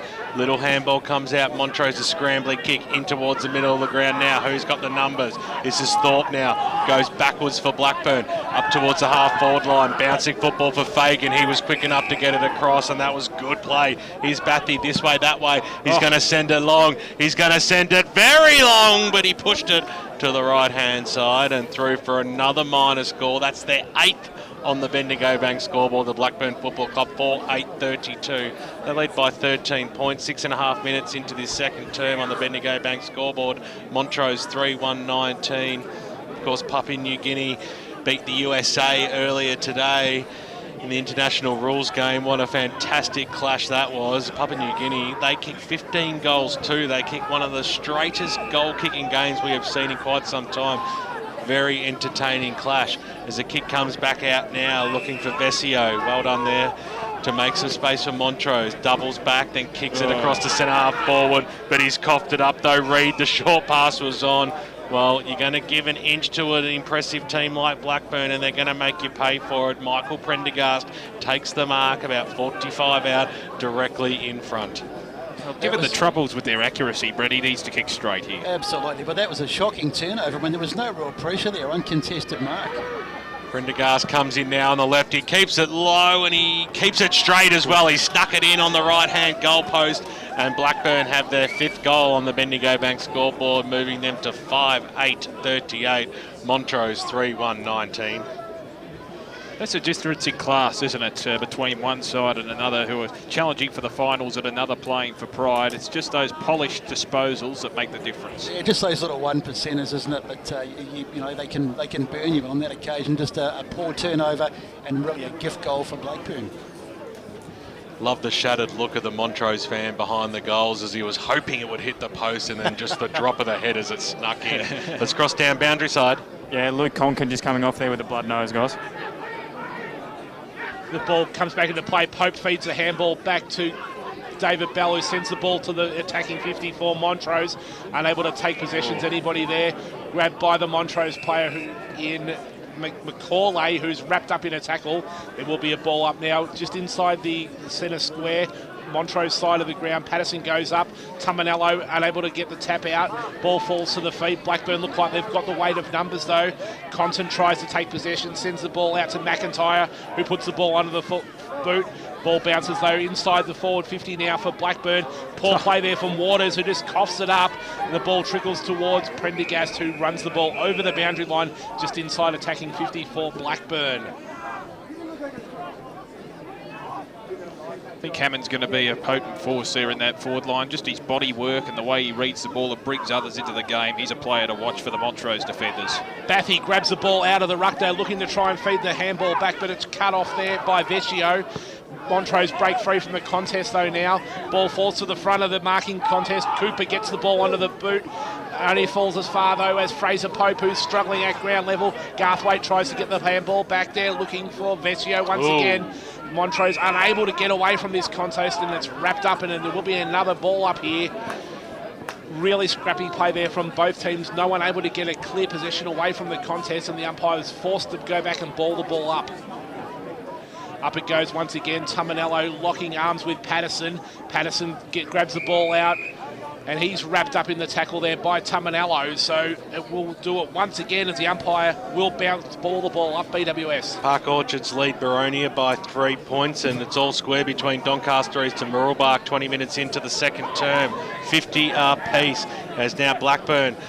Little handball out wide towards the wing position. Danaher reached very hard for it. Vecchio came in. He was met strongly also. Ball hits the deck. We're going to have a bounce right in front of the grandstand here, right in front of the broadcast position. It's been very physical stop-start this second term. I'm not sure who it favours, but that's the state of the game. Tackling pressure has been quite impressive in this game so far as the up-country pump kick goes up towards the half-forward line, and charging out there was Nathan Hammond that time, and he knocked it straight over the boundary line and out of bounds. Just looking at that ruck contest, boys, Patterson looks a much better matchup for Tumanello on the ruck. I think he's giving him a much better game now. He's gone in there. So, Bai throws it in. Tamanello that time just to get the knockdown and prove Brett wrong as a quick kick comes out towards the wing position and over the boundary line and out of bounds. I like that turn of phrase, it was a good contest, BWS, up-country punt kick. It's an old Rex Hunt saying. You could have got into trouble if you'd... As the ball comes spinning back into play now, that Patterson and Tamanello once again. This time it's Patterson, but sends the ball back in the direction of the boundary line, trickling over and out once again. There'll be another ball up here. How many stoppages have we had in this quarter here, Grant Soupy Campbell? Because it seems to be there's a lot, time after time, 2 or 3 each transition of play. The clearances are 6 to 5 in favour of Blackburn, but a lot of repeat stoppages, so don't count the ones that nothing happens. The ball falls back inside here for Blackburn. Blackburn run onto it from Cruz, who puts the quick ball onto the boot, looking grab for his target there in Hammond, but it is Taberner here who takes the mark, runs across the face of goal. No options now as Blackburn shut those down. He's forced to kick down the line to a 2-on-1, looking for Patterson. Unable to take the mark, and the ball will fall to the weight of numbers of Blackburn, but he's well wrapped up in the tackle there by Vecchio. And Montrose are able to lock the ball in and force another stoppage. Yeah, it's just good pressure for Blackburn, isn't it? I mean, Montrose trying to get the ball out of the 50, but they just couldn't find a direct option. This time it's Patterson who gets the tap down, but it's only as far as McIntyre sends the ball back into play, looking for Thorpe. Unable to hit his target though. The ball's bouncing around, pinballing around, and right inside the centre square. Eventually falls in the arms of Patterson, who throws it onto the boot, looking for Garthwaite at centre half forward. Unable to take the mark, looking to fall into the play of Cooper, who tries to get a quick boot on the ball. Only goes as far as the way of Matt Little though. Matt Little looks inboard, trying to find Weatherly, who can't grab possession of the ball, and this time Blackburn players dive on it and force another stoppage, this time on the opposing point of the centre square on the Dandenong Mountain side of the ground. Murrelbach lead Doncaster East by 7 points at half-time. Murrelbach 9-3-57 to Doncaster East 7-8-50. Patterson gets the clear tap out here and it sends it in the way of Montrose, who are able to run around the rear of the contest, send the ball inside 50. But this time it's Faulkner who flies early and gives away a free kick and gives Montrose a shot on goal. It will be the Montrose player here. I'm just waiting to have a look who it is, waiting for him to turn around. It's Big Billy Schilling here, who's going to have a shot on goal from about 30 metres out, directly in front. I reckon he shouldn't have too much trouble with this one, Brett Benson. Well, you'd think not. He didn't have a great game last week, Schilling, and he hasn't done a heck of a lot today. So a chance to make a name for himself. And this is a big kick to keep Montrose in touch. As Schilling comes in, runs through 50 now, approaches 40, puts the ball onto the boot. Straight dead-eye dig through the middle of the goals this time. Goal umpire puts up both fingers and salutes a big 6 point. That's his second for the afternoon to Billy Schilling. Montrose closed the gap now to only 13 points. Montrose 4-1-25. Blackburn 5-8-38. Boys, how do you think this sort of really contested game is? Because it's become very, very contested. A lot of stoppages, as you say, in this quarter. Who do you think it's favouring? Probably Montrose at this point, because they seem to be thriving on it. Blackburn's creation and transition of players being halted. Yeah, that's what I'm thinking, because they really have cut that down in this quarter. Some other half-time scores coming in. It's Noble Park leading Balwyn by 1 goal at half-time. James Gwilt has 2 goals as it's a Blackburn Football Club looking to get the quick answer of whistles being blown. It'll go the way of Montrose, who had a bit of a run on, but Bai went for the safety of it. Taberner, who's really working hard in the back line now for the D's in this first half. Had a bit of the football as well, reading the play also. He's got a nice left foot kick on him. Drives the ball out towards the Vecchio direction. Nice smother there by Compton, but rode brilliantly by Bell. His kick was quite skew up towards the half forward line. They needed a lucky bounce, the D's, and they got one. Schilling got the handball away to Haining. That was chopped off nicely though by Bathy. It comes out now. Montrose another chance to go forward. This time through Fielding all the way to the top of the goal square and pushed out wide. And Bennington, he had to stretch for it. In fact, it was Sam Rickard, I should say, and on the tightest of angles, he'll go back and have a shot on goal, and this will reduce the margin to 7 points if Sam can put this through. He'll do well to kick this. Might run around on the left, or he might go for the check side. Check side. Banana, I reckon. He's going for the banana. What a magnificent kick that is. That's a vibro goal that a contender there to Sam Rickard. He came in, he was focused with it, and he got the correct position on the boot to ball, and through it goes for a major. Bendigo Bank scoreboard, 16 minutes into this second term, and it is Montrose trailing Blackburn by 7 points. That was a great exponent of the check side there too from Rickard. It's always tricky from that point in the pocket. You can't underestimate that shot on goal, and with the pressure situation on him, I think he handled it superbly. Oh, it was a great kick, no doubt about it. Getting text messages and phone calls from Ray Baird that Roeville are back in town. Here's the thought, Ray, we're on air, you muppet. Stop calling us. The ball back into the middle. What can Montrose do this time? Going in after it. Danaher, he hits the deck as well as Gary Conyers, and will have a bounce. You silly old coot, Ray. That's harsh. Harsh but true, Brett Betson, as the ball goes up into the air. Haining gets the tap out though, falls to the back of the pack. Montrose run onto it. He's going to get run down there, but he dishes off the quick handball. Poor kick though inside 450. Lucks a fortune and it falls into the path of Gary Conyers though. He's grabbed high. Play on, says the umpires. Conyers gets the ball out. Falls into the hands of the Blackburn players. They look to mop up here through Thorpe. Thorpe gets the ball onto the boot. Finds the big ruckman in Tamanello. Tamanello takes the mark here. Pushes off his opponent there. Really disappointing by the Montrose forwards. Everyone doubled back, not went in for no support for Conyers. But that's a really poor kick there from Tamanello. Kicks to no one, and Tamanello cuts it off. He takes the big risk, kicks it across the face of goal, but finds his man in Fraser Pope, who sends the ball out to the far side of the ground. Montrose player there right in front of the scoreboard takes the mark. He's going to go back. Not many options presenting, and he kicks into the man on the mark there. Just got worried out of it. That time there was Vesio. So as we head boundary side now with Matt Fodia and Steve White. Yeah, hey guys, Taberno there let Taberno lead all the way up the ground and doesn't go past halfway. So he takes the resting ruckman, he goes right up, and then he drops off and becomes a spare. Bit of tactical play there from Taberno, becoming the loose man in defence as the ball comes back into play. This time it's Haining who beats Baffy in the ruck contest, sends the ball to the front of a contest. No one there though, and it's going to trickle out of bounds here as Conyers wraps up his opposing player over the far side of the ground.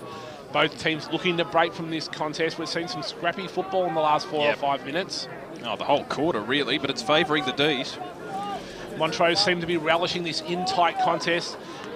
Haining though wins the ruck contest, though falls to the back of the pack, but it's swarmed on by Blackburn as they kick the ball forward. It's off to the right hand side of the goal there. Prendergast's kick not able to hit the centre of the goal target there, and it falls to the right hand side and through for a behind. It's fascinating watching Ryan Baffy, boys. You can just see the experience of his time at Geelong and in the AFL and the VFL system. He just does all those 1%ers so well. The quick kick in from behind's marked on the far side of the ground there by Cooper, who marks and sends the ball out to centre wing. No one able to take the mark here. Blackburn looking to try and wrap it up, but it seems it's going to be locked in here. No, the ball's still bouncing around at the ground level. No one able to take clear possession. The tackle's eventually applied by Emberson, who is able to lock the ball in and force a stoppage here right in front of that little marquee on the opposing side of the ground there. The Montrose faithful out there taking shelter under the cover BWS. And now it'll be a chance here through Fagan for Blackburn. Inside forward 50 they go. They'd love a goal. Just on the eve of time on in their second term, but over she goes right underneath the Bendigo Bank scoreboard. Good pressure on the ball carrier there from the Demons too. Fagan's kick was affected and couldn't get a direct path inside 50. It's something Montrose have done really well the last half of the first quarter and all this quarter. He's forced the game to be played in tight. Well, chance for the Burners. Just worked himself out of a phone booth and pushed it very, very left. Another behind to the Blackburn Football Club. And they lead by 9 points out here at Montrose Recreation Reserve. 20 minutes gone now in this second term. 31 plays 40, but it's 15 scoring shots to 6. And Rickard takes it from the kick in, and he's got a little bit of space too, and he'll drive the ball up towards the wing position. He was looking for his teammate in Gardle a little bit further on, but standing strong there was Quirk, who takes it for the D's. He's asked to move it up towards the half-forward line. It was a good-looking kick. Stretching and trouble take there from Garthwaite. That was a sensational mark. Another contender for Brush's blazer as he goes inside forward 50, looking for Little. He was the littlest man in the contest, no pun intended. It got knocked away from him, charging through. There was Conyers, goes back to Little. He'll swing around on the left inside forward 50, looking for Cooper. Over the top of his head it goes and getting down Murphy.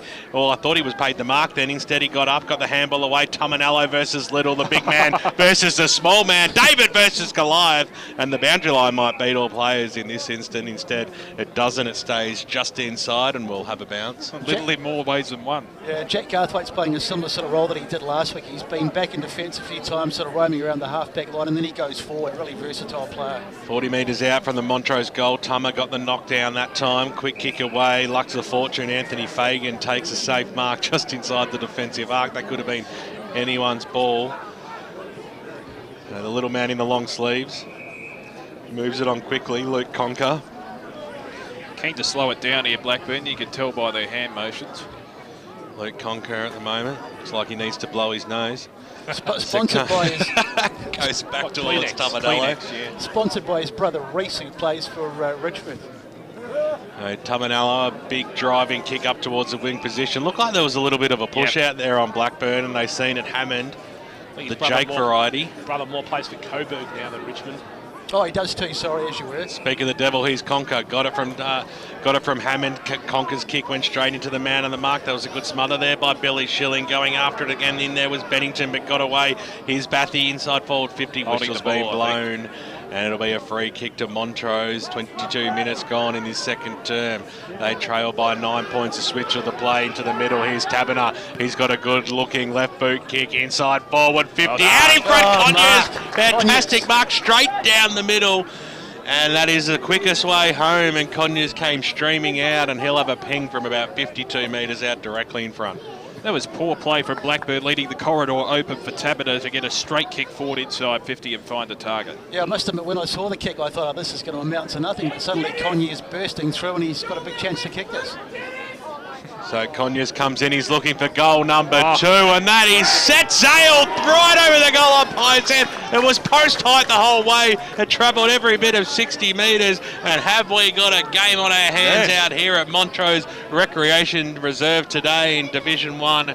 Game day AFL football, 37 plays, 23 minutes gone in the second. Gary Conyers, give him best on. I told you he's your new Jess Bolton. He won't touch it for the rest of the game now. Yeah, that Moz is working well today. They're looking good, Montrose, though. Again, using the corridor, and Blackburn leaving it open for them. Ball back in the centre of Montrose Recreation Reserve. Montrose looking to get another one deep in this. They could be in front in this at half time. Painting gets the tap down, but it's only in as far as McIntyre, who puts the ball onto the boot very hurriedly. Lux of Fortunata falls into the hands of Harkins, who wheels and turns, sends the ball deep inside 450, looking for his man there in Prendergast, unable to take possession though. Montrose will run it through for a rush behind though. Relieve a little bit of the pressure. McDonald here looking to bring the ball back into play, just weighing up his options. 5'11". Eventually kicks the ball down, finds Gardle. Gardle goes back, takes his time. He looks Montrose just looking to slow the game down a little bit here. I think they're quite happy with their work closing the gap to under a goal. Eventually Gardle comes in, puts the long kick straight down the line.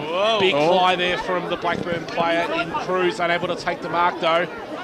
Matt Little nearly gets his head ripped off in the contest. Umpire doesn't see it, doesn't reward the free kick though, and the ball falls to the base of the pack though, and it will be balled up here about 75 metres around from the Montrose goal, just forward of centre wing. He's been busy, Matty Little. He's been getting in there, just causing a little bit of havoc at different times. He looks quite a good little player.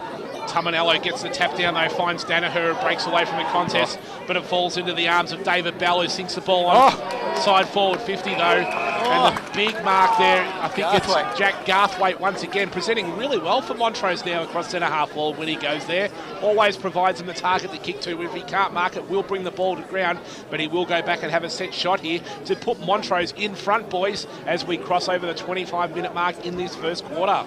Great improvisation too from David Bell to kick it inside 50 on the outside of the boot when he was at a confined space. Yeah, absolutely. Great piece of skill. tell you what, Garthwaite has presented, as Frosty mentioned, and this is a big kick to put them in front on the stroke of half-time. Who would have believed it? Well, it's extraordinary, isn't it? As Jack Garthwaite comes in the shadows of half-time, as we said, crosses over the paint of 50. It's a poor kick, though. It's away to the right-hand side. I think he's been watching too much of the Blackburn shots on goal, though. Unable to make the most of that one. It narrows the margin 1 point closer now. It's Montrose 6-2-38, Blackburn 5-11-41. You just can't miss those shots. I mean, by Jack Garthwaite, it's a good kick, and he really, 9 times out of 10, you'd have expected him to slot that. Oh, he may make amends for it now, though, BWS, as he marks the kick in, dishes it back to Wright, who sits the ball inside forward 50. There is a free kick here. It's been paid to Blackburn. Ben Danaher's going to get the free kick for a push in the back from Gary Conyers. So just waiting for the ball to be returned back to him here. Going to relieve a little bit of pressure and send the ball out of the Montrose forward 50. It's a short kick, risky, but it does find his man there. The ball, not many options presenting here for Blackburn. I think it's... He eventually looks down the line and he finds Jake Hammond, who's come a long way up the ground here. Hammond goes back. He hasn't got many options to kick to as well. Montrose doing really well to shut down space here. Force Blackburn to kick down the line, which eventually they do. Poor marking though, and Conker marks unopposed.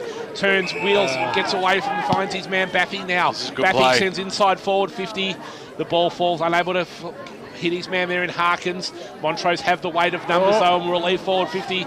A bit slow with the kick though, and the pressure on the ball carrier forces a turnover here, and there has been a mark taken by Thorpe right on the paint of 50 here for Blackburn. That was good pressure then from the Blackburn forwards there. Montrose looked to have the weight of numbers, but they were able to force a bit of pressure on the kicker, force that turnover, and Thorpe has marked right on the line of 50 metres. Yeah, 2 uncontested marks in the lead up to that with Conker, and I think it was Baffy taking the mark, and that was really just the story of that lead up to this, and a kickable chance. Siren blows as Thorpe comes in, looks to put the ball onto the boot, and that's an important kick as the half-time siren blows. Thorpe puts it straight through the middle for Blackburn. They extend their lead out 6-11-47, now a 9-point lead as we enter the half-time break, and all the Blackburn players come to congratulate him in the centre of Montrose Recreation Reserve. A few heads getting thrown back and forward there from Montrose, asking how that could have possibly happened deep into that quarter there, but Blackburn, that's one they probably really look to try and get there, Damo, to try and get back that little bit of breathing space heading into the big break. Well, they do have that handy 9-point buffer. I'd hate to own the car that was right behind the goals on that occasion too. Copped a fair old pasting from the football.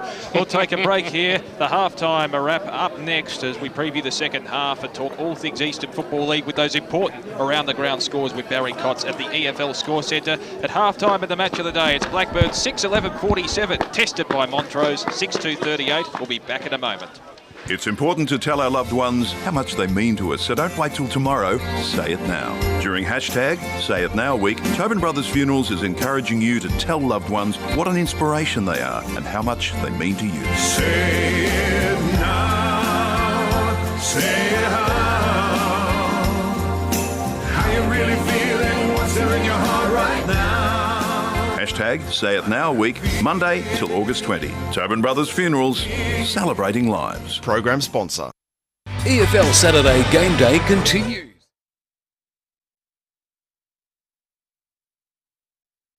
A new time and a new team, driving you home in 2016. Join a brand new lineup for The Huddle as the gang take a light-hearted look at the Eastern Football League every Friday night. More importantly, the team will reveal the ins and outs for this week's round of matches. The Huddle, 4:30 to 6:30 every Friday evening as you love it local. EFL.org.au is the place to be online for all the latest on the Eastern Football League. Keep up to date by checking out the latest news and feature articles. Have your say in the EFL poll. Check out all the latest EFL videos, and best of all, you can listen back to any EFL radio program at any time. Head to efl.org.au. The Eastern Football League. Local footy at its best. How would you like to be celebrated? I could put together a really cool playlist. Frank Sinatra. Elton John. Beethoven. John Lennon. Boy bands. A lot of 90s. I'd certainly not be opposed to people dancing. Finger food. Party pies. Homemade pickles. I'd like some cake. Twinks. They will be very bred. Twinks. I have a thing for pink lemonade. And lots of coffee. At Tobin Brothers Funerals, they know that every life is unique and they think that every celebration should be too. Find out more at tobinbrothers.com.au. Tobin Brothers Funerals, celebrating lives. Program EFL sponsor. Saturday Game Day continues. Let's head back and go local for your footy. Radio East of 98.1, EFL Game Day. Barry Cots in the EFL Game Day Score Centre. It's half-time here at the Montrose Reserve, and it's Blackburn just in front. Blackburn 6-11-47 to Montrose 6-2-38 in a very interesting game, and Montrose did certainly come back in that quarter. Let's check some scores of games being played in EFL football this afternoon. Firstly to Division 1, Bourne and Noble Park. And it's Noble Park 8-6-54 leading Bourne 7-6-48. Roval and South Croydon, Roval well ahead. Roval 9-9-63 to South Croydon 2-5-17. Interesting game out there at Tarara Road in Vermont. Norwood are leading at half-time 8-4-52 to Vermont 5-6-36. Bayswater and North Ringwood. North Ringwood 7-6-48 to Bayswater 4-2-26. And Doncaster well ahead of East Ringwood. Half-time, it's Doncaster 8-4-52 to East Ringwood 4-2-26. To Division 2, Doncaster East and Murrelbark. Very interesting game at Doncaster East. Murrelbark ahead at half-time. Murrelbark 9-3-57 to Doncaster East 7-8-50, which is a 7-point lead to Murrelbark half-time. Croydon and Wanturna South, and it's Wanturna South 7-2-44 to Croydon 4-1-25. Knox 5-6-36 to Waverley Blues 3-3-21. Mitcham and Mulgrave. Mulgrave 6-9-45 to Mitcham 5-3-33. And Lilydale and Upper Ferntree Gully play this afternoon up at Upper Ferntree Gully. And at half-time it's Lilydale 5-4-34 to Upper Ferntree Gully 2-1-13. So that's Division 2 scores. And right now, let's cross to the National 9 newsroom and Clint Stanaway. Good afternoon, Clint. How are you? A very good afternoon to you and to all your listeners. We've got a few big footy matches underway this afternoon. None bigger down at the Cattery, where the Cats lead the Tigers by 4 goals. Harry Taylor has been in stunning form down the Geelong Road, and he is definitely catapulting them towards victory in that match. But up at the SCG, it's been a sorry old affair for the Dockers. It's been a bit of a massacre, hasn't it? Hasn't it just? Look, they trail Sydney by just a lazy 80 points at three-quarter time. So fair to say Rothline will not be happy. He will be spitting chips. Plenty happening right around the country and the world. US President Donald Trump has warned North Korea will face big trouble if any action is taken in Guam, tweeting that military solutions are now locked and loaded. Fighting words from the Trumpster. Crown Resorts executive Jason O'Connor is said to be released from a Chinese prison after serving time for gambling crimes. Plenty happening in sport. Giants coach Leon Cameron has defended Toby Green's controversial boot in the face of Bulldog Luke Dalhouse. And, of course, we'll have the latest from the World Athletics Championship, where our own Sally Pearson has hit back really hard. Obviously, she's had to overcome her fair share of hurdles in the last 12 months or so. She has qualified fastest for the 100 metres final of the hurdles. Thanks very much, Clint Stanaway, and we'll catch you tonight at 6. See you then. Clint Stanaway, the National 9 newsroom, and here at Montrose it's half-time, and it's Blackburn 6-11-47 to Montrose 6-2-38. Let's check some more scores. Division 3, Baronia and Park Orchards, and a close game. Park Orchards 8-2-50 to Baronia 7-5-47. Warrandyte and Heathmont. Heathmont Jets are doing it well, 10-4-64 to Warrandyte 2-2-14. Not really unexpected. South Belgrave and Ringwood. Ringwood 14-5-89 to South Belgrave 5-4-34. Templestowe 5-5-35 to the Basin 2-6-18 in that score. To Division 4, Glenwaverley Hawks and Fair Park. And Glenwaverley Hawks 6-9-45 to Fair Park 4-5-29. Forest Hill 8-7-55 to Sylvan 6-4-40. And Coldstream and Whitehorse Pioneers. Coldstream 6-10-46 to Whitehorse Pioneers 3-5-23. And just to reiterate, let's check some AFL. Clint Stanaway said yes, it was a big lead for Geelong at three-quarter time. the 5-minute mark of the third quarter, should I say, and it's currently 8-7-55 to Geelong 4-5-29. And the other game, big lead to Sydney. It's three-quarter time, and it's Sydney 17-7. Get that? 17-7, 109 to Fremantle Dockers 4-5-29. So a bit of a training drill for the Sydney Swans this afternoon, Damo. I'm just happy that Geelong are beating Richmond Barry as an anti-Tigers supporter. It's very, very intriguing, and a lot of intriguing scores in the EFL. Very surprised to hear South Croydon getting thumped by Roval at this point, and even Vermont are behind. Yes, even Vermont are behind Norwood. By some 16 points at half-time. Yeah, I think on the South Croydon result, I saw them play Baldwin last week, and Baldwin were good, but South Croydon were poor last week, and I just get the feeling maybe that their season could be coming to a rather premature end because they seem to have completely lost their way, and maybe that result today not the basis of how they played last week, that big or a surprise. And Doncaster's doing well, 8-4-52 to East Ringwood 4-2-26, so they're really knocking on that 5, aren't they, at this stage? Yeah, absolutely. They're having a great late season run. And also, they're probably considered the main threat to Vermont at this stage, although it's very surprising to see the Eagles lose to Norwood, who have been one of the more disappointing sides in Division 1 this season. So maybe they just match up better. Who knows? Yes. But that's the explanation.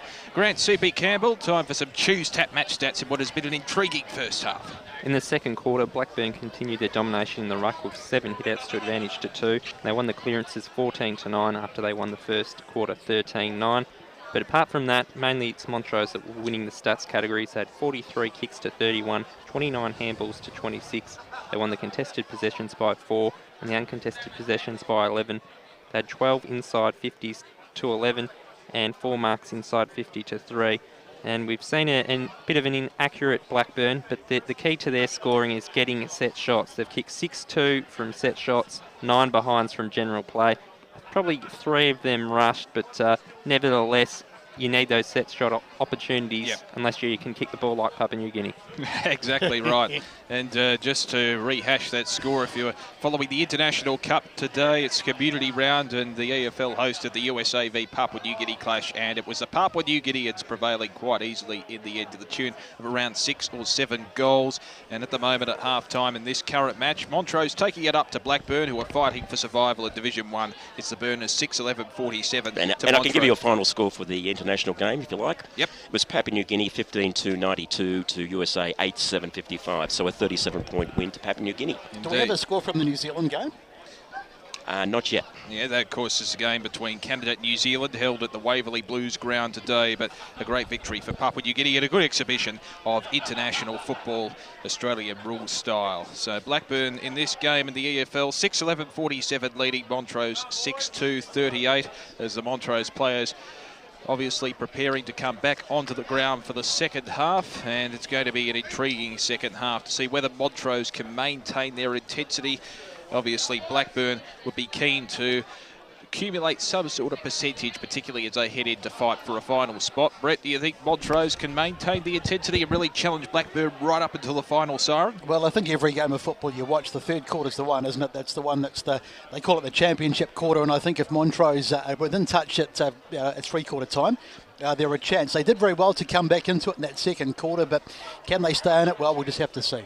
Barry Cotts at the EFL Score Centre. Yes, I just wanted to say I'm here at the ground today, and what a wonderful sight to see all the cars parked up against the fence there. Isn't that a great sight?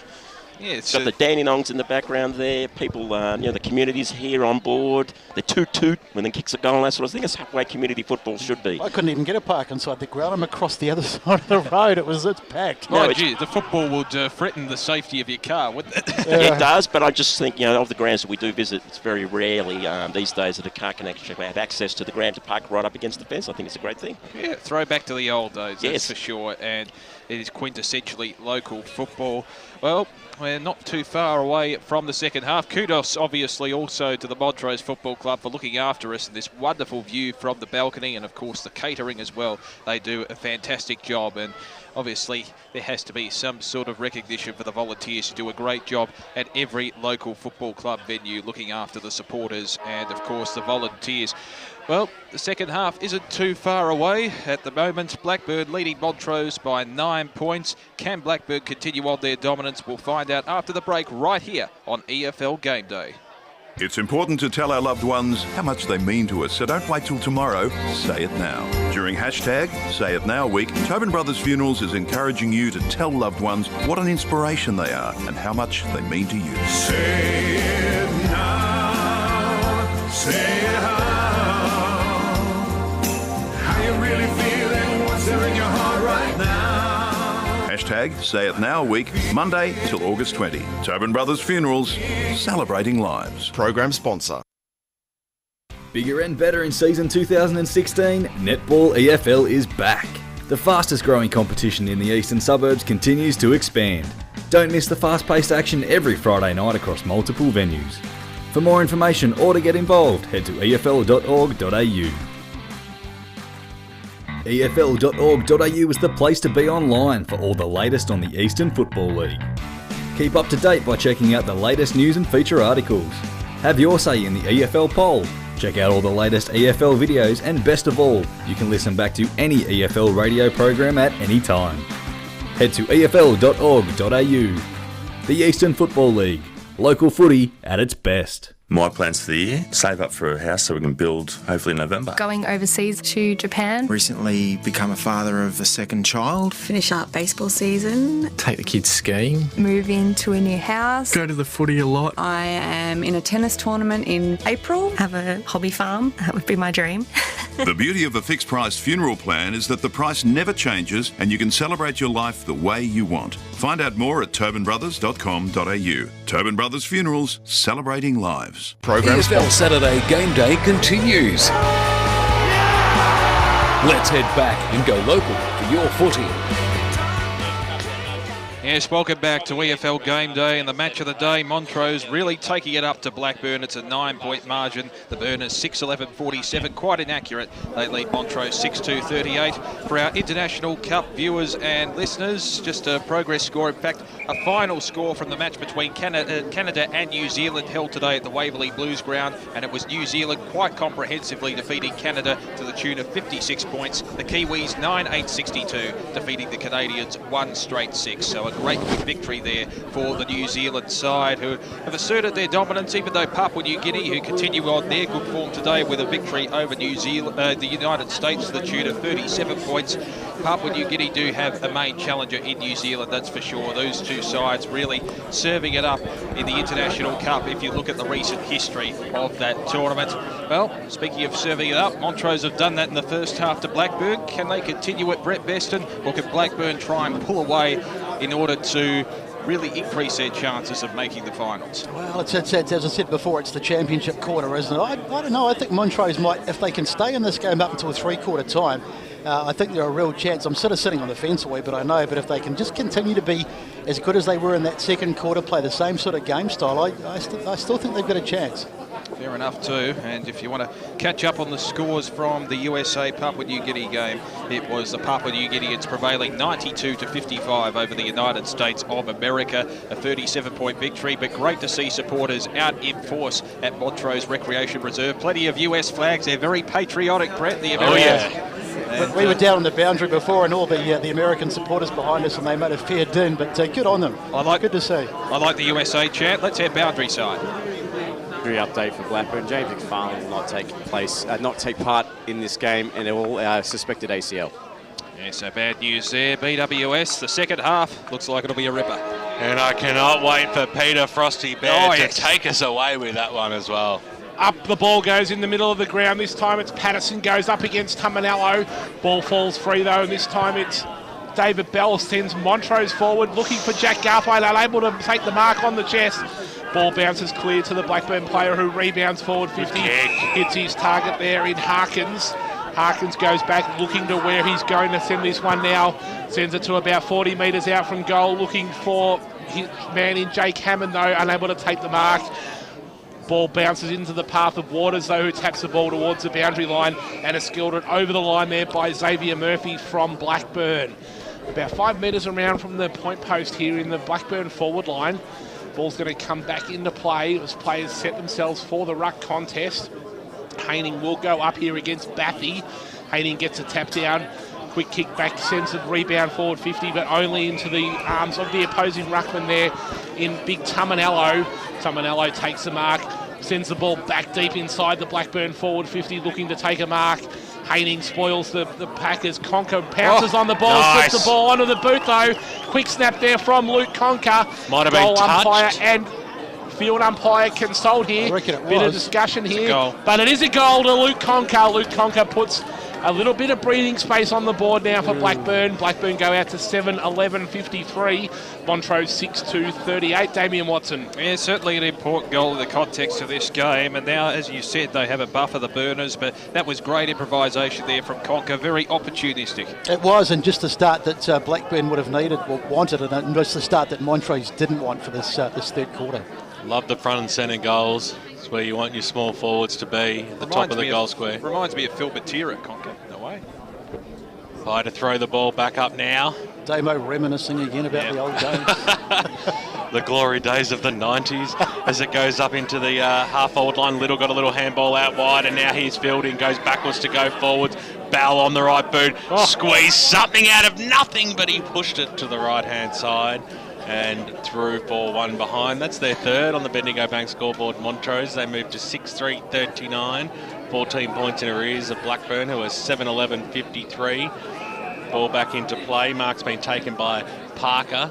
The short passes on, that was risky business, but McIntyre was up to the challenge, and Billy Schilling wanted his neck and wanted his head and gave away a free kick in the meantime. So McIntyre cross centre half back now for the Burners, squeezed to kick into the middle of the ground. It was a spearing pass, and Jake Hammond was up to the task on the left boot, sends the ball forward now. It went deep inside forward 50, little handball away, that was okay. Here's Compton, spotted a player out wide, bouncing football, Ken Harkins, he kept it in, that was quite clever, but the D's do have the numbers as the kick goes out wide, nicely trapped there by Thorpe. What can he do? Squeeze the kick in, it hasn't gone the required distance. McDonald has to trap it across to Taberner, who was flat-footed in the end, but he did have some support. Montrose are going to get out of danger here, and they've got the loose man if they can continue on with it. Nicely done there by Vesio, goes out wide, and now the D's can go forward. Bouncing football up towards the half-forward line. They just need to keep this ball alive. Little look-away handball over the top by Garthwaite. He'll look for to go after it again. It was a 2-on-1 situation. Garthwaite did really well, but so too did Hammond going after it, and plenty of players around this football. Parker probably caught one too high, then the Blackburn fans screaming for that. Little received the handball. They're going backwards, they're trying to switch the play. Taberner's there inside the square, he's wrapped up by Hammond. Good pressure, Danaher linked up well. Oh, here's Harkins. Harkins from 50, he can make it pay. Fantastic goal. Good pressure by Blackburn. They are a class act, and they hit the scoreboard too. 8 goals on the Bendigo Bank scoreboard now, 8-11-59, a 20-point lead they have, and they prevailed there. It was pretty tough football from both sides, guys. Yeah, not for the first time today, Blackburn putting on that enormous pressure, and Montrose just wilting. They turned the ball over, and I reckon he's been pretty fair today, Harkins. I think he's played very well, and he took the opportunity. Fickle bounce from the Sharon there too, when Little got the hand pass over to Tabata, bounced the wrong way, fell into the Blackburn arms. Blackburn extend their lead out now to 20 points on the Bendigo Bank scoreboard as the umpire comes back in the centre of Montrose Recreation Reserve. Up the ball goes. Patterson gets the tap out, but it's only at the feet of his rover there in Fraser Pope, who's wrapped up in the tackle, and he's given away a free kick for holding the football. Blackburn quickly take that free kick and send the ball inside their forward 50. No one able to take the mark. Ball falls to the front of the pack for Montrose. Patterson there fighting at ground level, eventually gets the handball out there to Cooper, who feeds the ball out further. Blackburn really putting some pressure on, but Montrose up to the task here, and eventually Weatherly sees the ball over the boundary line on the far side of Montrose Recreation Reserve at the foothills of the Dandenongs there. The ball will come back into play on the far side of the ground. Boundary umpire now setting himself. Tosses the ball back into play to Ruckman there. Tumanello and Haining go up. Tap down from Haining, but it's only as far as Luke Conker, who gets the ball onto the boot. Ball falls to the front of the pack. Gardle there turns round, sends Montrose relieve a bit of pressure. Jeez. But a free kick's been given away there on the far side of the ground. Jack Garthwaite coming over the top of the contest and taking out the head of the Blackburn player in the process. And that Blackburn player looks like it's Macaulay there who takes the free kick. Finds his man inside, just inside as he comes back inboard, sends it back out to the far side of the ground there. Garthwaite unable to chop the kick off. but it's a poor kick into the centre of the ground, and Vesio intercepts now for Montrose. Montrose in the centre of the ground, looking to try and set something up here. Vesio takes off from the mark as Tumanello unable to chase him down as he stands the mark. Who was that to? Yeah, that's a shocking kick. Really poor kick there, unable to find a target though. But a hospital kick there from Blackburn as they try and rebound their defensive 50. Not able to find a target. Montrose come over the top to force the contest here. That ball's bouncing around now. Now it's Montrose applying some real good pressure on the Blackburn defenders. Eventually a handball comes over the top. Cooper eventually gets the kick, finds Conker in the middle of Montrose Recreation Reserve. Conker turns and wheels really quickly and finds Harkins on the break, but it's shut down there by Montrose. They rebound 50. The kick comes out of the defensive arc there. Eventually finds Gardle. Handball over the top. And a very high tackle there on Waters. Not rewarded by the umpire. Ball falls into the hands there of Little, who sends the ball forward looking for Patterson, who's unable to mark. Blackburn mop up there and the handball comes back inboard to Faulkner. Dishes it off, kicks back inside 50. A big marking contest there between the two ruckmen, Tumanello and Haining. Eventually looked like it was going to be a ball up, but the ball falls into the hands of McDonald. Dishes it out, finds Fraser Fope. You're too slow to get rid of it though, Fraser, this time. Blackburn will wrap him up and eventually turn the ball over. But it's a quick kick and it's chopped off by Jackson Weatherall. McDonald gets it away, and now it's a chance for Montrose to stream themselves forward. Using the far side of Montrose Recreation Reserve, Little came out on a strong lead and took a good mark too. Shillings asking for it long. Instead he goes towards that pocket, and it was a good kick too. Patterson, well, if the coach asks for it, well, I guess you go to the coach. And he takes the mark deep in the forward pocket for Montrose. Cross down boundary side to Matt Fodia. Yeah, number 14 for Montrose, Walters there. He's been turning it on this, Waters, sorry, on the wing there. He's turning on that last 5 minutes, stood up for the Demons there in that little adversity. Well, Patterson kicks it across the face of goal. It's been touched and over the boundary line it goes for a boundary throw in. Margin is 20 points out here, 8 minutes into the third term. 98.1 Radio Eastern is streaming live around the globe, EFL.org.au. Our man Brash listening live from New York and enjoying every minute of it with his mile-high sandwich. Plenty of American viewers today too, which is great. Jason Lingren there grabbing the ball for Montrose. Not having a real big influence on the contest today. Been very quiet. High throws it up. There's a lot of players around this football now trying to track, but there was Lingren. He was quickly met by Tyler Faulkner. He wasn't going anywhere, and we'll have another bounce. Too congested in that forward line for Montrose. They're struggling to find an avenue to goal here. Every player in the Montrose forward 50 here. High throws it up, comes out now. Patterson got a little bit of a fresh air shot, trying to barge his way through. There was Quirk, lost it. Conyers in there also. And we'll have a bounce. Take it away, Peter Baird. You're frothing at the bit. The ball there, it's inside forward 50, about 35 metres out from goal, goes up in the air.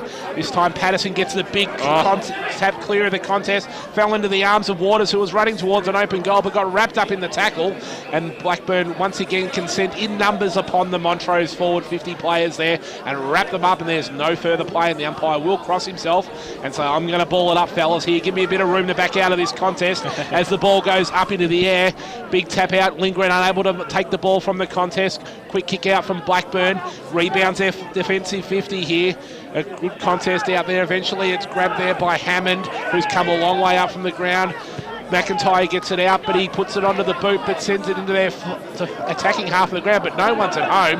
And eventually it's Taberner who gets a kick out, but it's a really poor kick. Under no pressure, he sprayed that one off the outside of the boot and sent it out of bounds on the full. Blackburn take the play quickly, and eventually it falls into the hands of Murphy, who runs inside forward 50, but doesn't lower his eyes and kicks it straight into the arms of the waiting Jaden Weatherly. Weatherly looks to the other side of the ground, eventually finds Matt Little, gets the ball onto the boot, finds Vesio. They're in a bit of space now, Montrose.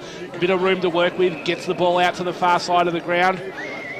This is Jaden Weatherly out here now, looking to send them into attack, puts the ball onto the boot, finds Patterson, but unable to take the mark, and the ball trickles over the boundary line about 60 metres out from the Montrose attacking goal.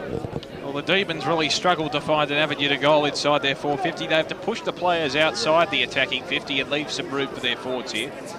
Uralbark lead Doncaster East by 27 points deep into the third term. Get the tissues out, BWS. Ball comes back into play, but it's no real winner in the ruck contest there, and the ball falls to the feet of the pack. Players from both teams dive upon it. The umpire says, I'm going to throw it up once again. All the players here in 1/4 of the ground, so really hard to get a breakaway from this. Tamanello gets the tap down, but it falls into the arms of Conyers, who wraps up his man there. Fraser Pope demanding a free kick for Montrose, but he's not going to be rewarded with one here. Umpire says, go away, Fraser, I'm going to ball this one up. So the umpire there, right in front of the spectators out there, throws the ball back up into play. Big Tamanello, big tap. It falls into the arms of the Montrose player. He puts the ball onto the boot, but it just goes along the boundary line and trickles out of bounds here. Just the other side of the Bendigo Bank scoreboard now, BWS, as Montrose looking to try and build something from this forward foray. The umpire must be a Protestant because he's not listening to the Pope, is he? Park Orchards lead Baronia by a goal in the third term. Comes back into play this time. Tamanello, the big fist straight into the ball and straight back over the boundary line. It bounces just short of the line, so he's not going to be penalised for a deliberate out of bounds. But this time the ball will be thrown back in about 5 metres around from the behind post now. Montrose just edging forward along the boundary line, but unable to break clear from the contest. They set themselves once again. Patterson and Tamanello go up at it. Tamanello this time gets first hands on it, falls into the arms of Prendergast, but he can't break away from the contest. And once again, we'll have another stoppage. It's stoppage after stoppage now inside this attacking forward 50 for Montrose. Too congested, isn't it? They can't get a clear kick at goal. All the players basically in 1/4 of the ground, 1 quadrant of the ground.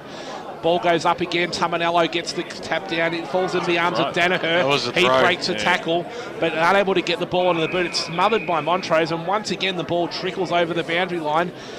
It's a real tight contest out here. We've got 40 players in 1 quadrant of the ground, so BWS, it's really hard to get clear possession away from this. Great calling, Peter Baird. You've earned your next 4 fingers of sandwiches in front of you. It's the umpire to bring the ball back in now. 50 metres out. They've been deep in there for Montrose for a little bit of time. They'd like to get a score into towards the middle of the ground. Nicely chopped off there by McDonald.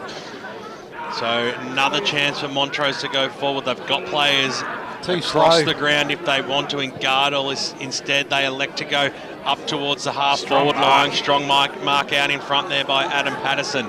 They're 2 kicks from home still. He kicks straight into the man of the mark in Tamanello, but Patterson will have another chance. Looping handball over the top. Eventually in the arms there of Lindgren. Little look away handball, who was under a lot of pressure, is looking for Conyers, but he put him under a lot of pressure. And we will have a bounce. Probably one hand pass too many on that occasion. Yeah, maybe just trying to be a bit too cute. Montrose probably really needed to switch to try and open up the other side of the ground there instead of kicking back into that congestion. Throws it up again. Over the top there, Murphy trying to get rid of the football. Umpire is hearing all appeals and doesn't want a bar of it. And we'll have a bounce. A bit like cricket umpire Steve Buckner there, hearing all the appeals and not wanting a bar of them. He throws it up now. Big fist over the top. It's that defensive line. Quirk trying to barge his way through, but he's got to get through a Tamanello tackle, which is no easy feat, and we'll have a ball up. 45 metres out from goal. Some stats that matter, thanks to Choose Tap with Grant Soupy Campbell. Inside 56 apiece, contested possessions 24 to 23 in favour of Montrose, so not a lot in at this quarter on the stat sheet. Soupy loving the spread out here at Montrose today. As the ball comes out towards the Harkins direction, he hits the deck and we'll have a ball up. Quality of the food not being matched by the quality of the game in the last 5 minutes. I think this third quarter in general has been a little bit ordinary, to be honest. Throws it up now. Cooper. We've got 2 bites at it. Going after it, David Bell on the bottom of the pack and can't release the football. Sammy Hudson, who kicked a good goal earlier, was right there also for Blackburn, and we'll have another bounce. So nice to get a bit of a breakaway here. Tamanello, big fist out wide. Instead it goes right over the boundary line and out of bounds. I know this is an overused phrase, but the next goal is important. I mean, we're in a bit of a stagnant state of play. If Montrose can get one back, it's game on. But Blackburn, if they get the next one, it's suddenly a 26-point buffer. Absolutely spot on there, Damo. Cooper went after it. He goes after it again. Nicely done there by Blackburn, just working the ball forward. Lingering came in for Montrose, almost held without the football. Umpire's going to allow this to go on, where Bell will hand it back to the umpire. It's almost like a rolling maul we've got here, or sort of all players just following the ball, almost like a junior football game, one end of the ground to the other. It's crossed down to Matt Fodia. Yeah, BWS, we spoke about at quarter-time huddle how Montrose wanted to get more numbers to the stoppages that they spoke about in the first quarter, so maybe that's their plan for this quarter, keep it tight and then come downhill. Well, they've got another chance here as they got the knock from Billy Schilling, came away to Pope. He's had a good game, switched the ball inside forward 50 and a big fly. A good mark taken by Bell on the right brick, and he squeezed it through. No, he can't. In fact, I think that was Vesio that time, and threw for one behind to the right-hand side. So chances going begging here. Time is ticking away. 17 minutes in the third term. It's 59 playing 40, 19-point margin out here at Montrose Recreation Reserve. Just the 2 goals for the quarter, both to Blackburn, so Montrose really looking to try and finish the quarter with a bit of momentum. They need to get a goal on the board or 2 before three-quarter time, Damo. Even if it's just 1 goal. Eventually the kick comes back into play. Cruz brings the ball back in for Blackburn. Long kick out there beyond defensive 50, but no one able to take a mark in the contest. And the ball once again falls to the feet of the pack, and it's going to be another ball up here, right on the point of the centre square out there on the far side of Montrose Recreation Reserve. This time it's Tumanello, big rise over the pack. The ball falls to the pack, back of the pack. But Blackburn relieve a bit of pressure, but it's a poor kick. Unable to take the mark, those Gardle.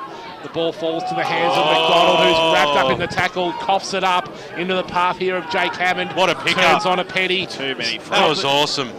Got the presence of mind to turn around and try and hit up his target, but just gave it a little bit too much air. Eventually the kick, fantastic kick there it is by Anthony Fagan, I think it is out there. Perfect play there. Dribbles by the ball Fagan along the ground as he was running towards the boundary line, straight through the middles of the goal. And that's the 3rd for Blackburn for the quarter. Blackburn 9-11-65, Montrose 6-4-40. And didn't Luke Conker like that one in the goal square, escorting that one through, boys? Yeah, absolutely. I think Jake Hammond's been really good too, boys. Again, he was featured in that particular piece of play. I think he's been one of Blackburn's best, very influential. And the Burners just punishing Montrose on the counter-attack again. Just Montrose not clean with their percentage with their possession at the moment, just coughing it up at inopportune times, and it's opening the door for Blackburn. They will take the ball into the middle of the ground, though. This time it's Patterson that goes up, gets a tap down, falls into the arms of Billy Schilling, though, not able to get his foot to the ball, and the ball falls loose out there. It's grabbed there by Danaher, though, who gets the ball onto the boot for Blackburn, sends it to the forward 50, looking for Prendergast. Prendergast has got too much speed as he turns on the afterburners, though. Then an underground handball, looking for Conson back in the middle of the ground, puts the ball into a dangerous position, kicked off the ground there by McIntyre, Hudson it is there. Just goes the wrong side of the goalpost and through for a behind. But a really dangerous passage of play there from Blackburn, and warning signs for Montrose now, BWS. They've really had the run of the play for the last few minutes. So Bell to bring the ball back in. Short passes on. Sam Rickard takes the mark. 25 points, sorry. They need 2 goals. Yeah, I was going to say BWS at 25 points. It wouldn't want to get too much bigger the margin. No, Schilling, good kick, a little handball away, looking for Bell. It couldn't miss the target, and they might just make them pay here. Prendergast for Blackburn kicks it to the pocket, and out in front, Jakey Harkins takes the mark. Just an indiscriminate hand pass again, missing the target, and that makes a difference. Yeah, just that coughing it up at bad times there just opens the door for Blackburn. And Blackburn, unfortunately for Montrose, it just made them pay when they've done that. And this is an important kick here for Jake Harkins. So going for his second on. Oh, that is a beautiful kick. The goal umpire did not move. Straight over his head it goes.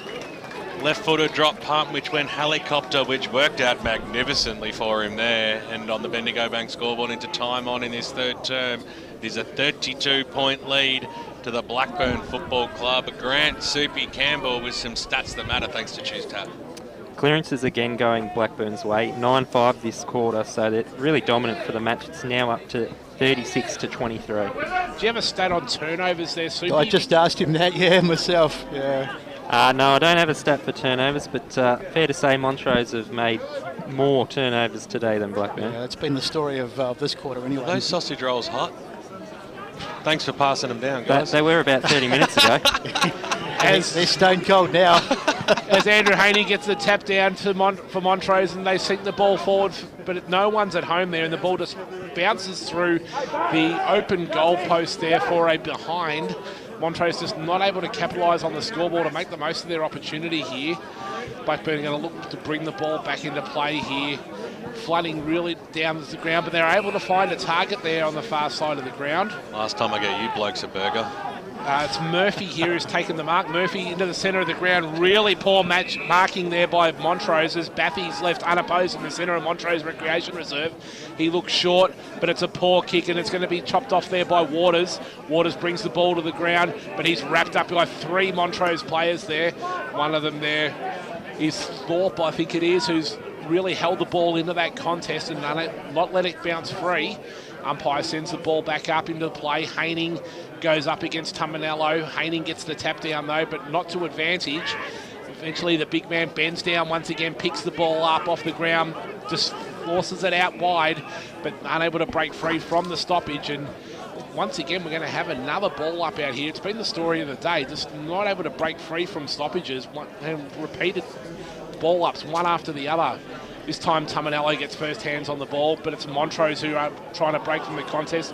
Conyers, who's gone out of the game a little bit, eventually tries to get a loose kick, looking for Garthwaite. Garthwaite flies, able to take the mark, falls to the front of the pack. Eventually it's Fagan that gets the clear ball from Blackburn, breaks away, runs out to the far side of the ground. Thorpe runs into the forward 50, looks deep, looking for Jake Hammond. Hammond goes back and takes a fantastic mark there. Contested pack mark from Jake Hammond. He's going to go back and have a shot here from about 20 metres out directly in front of the goal. And this one really hurts Montrose as Blackburn have gone from one end of the ground, turning defence into attack. Yeah, he's putting his hand up for best on ground, isn't he, Jake Hammond, having a storming game, particularly in this quarter. It actually started with Nathan Hammond across the half-back line with a lightning pass, look-away handball, which has created the space, switched the play, and now it's in the arms of Hammond.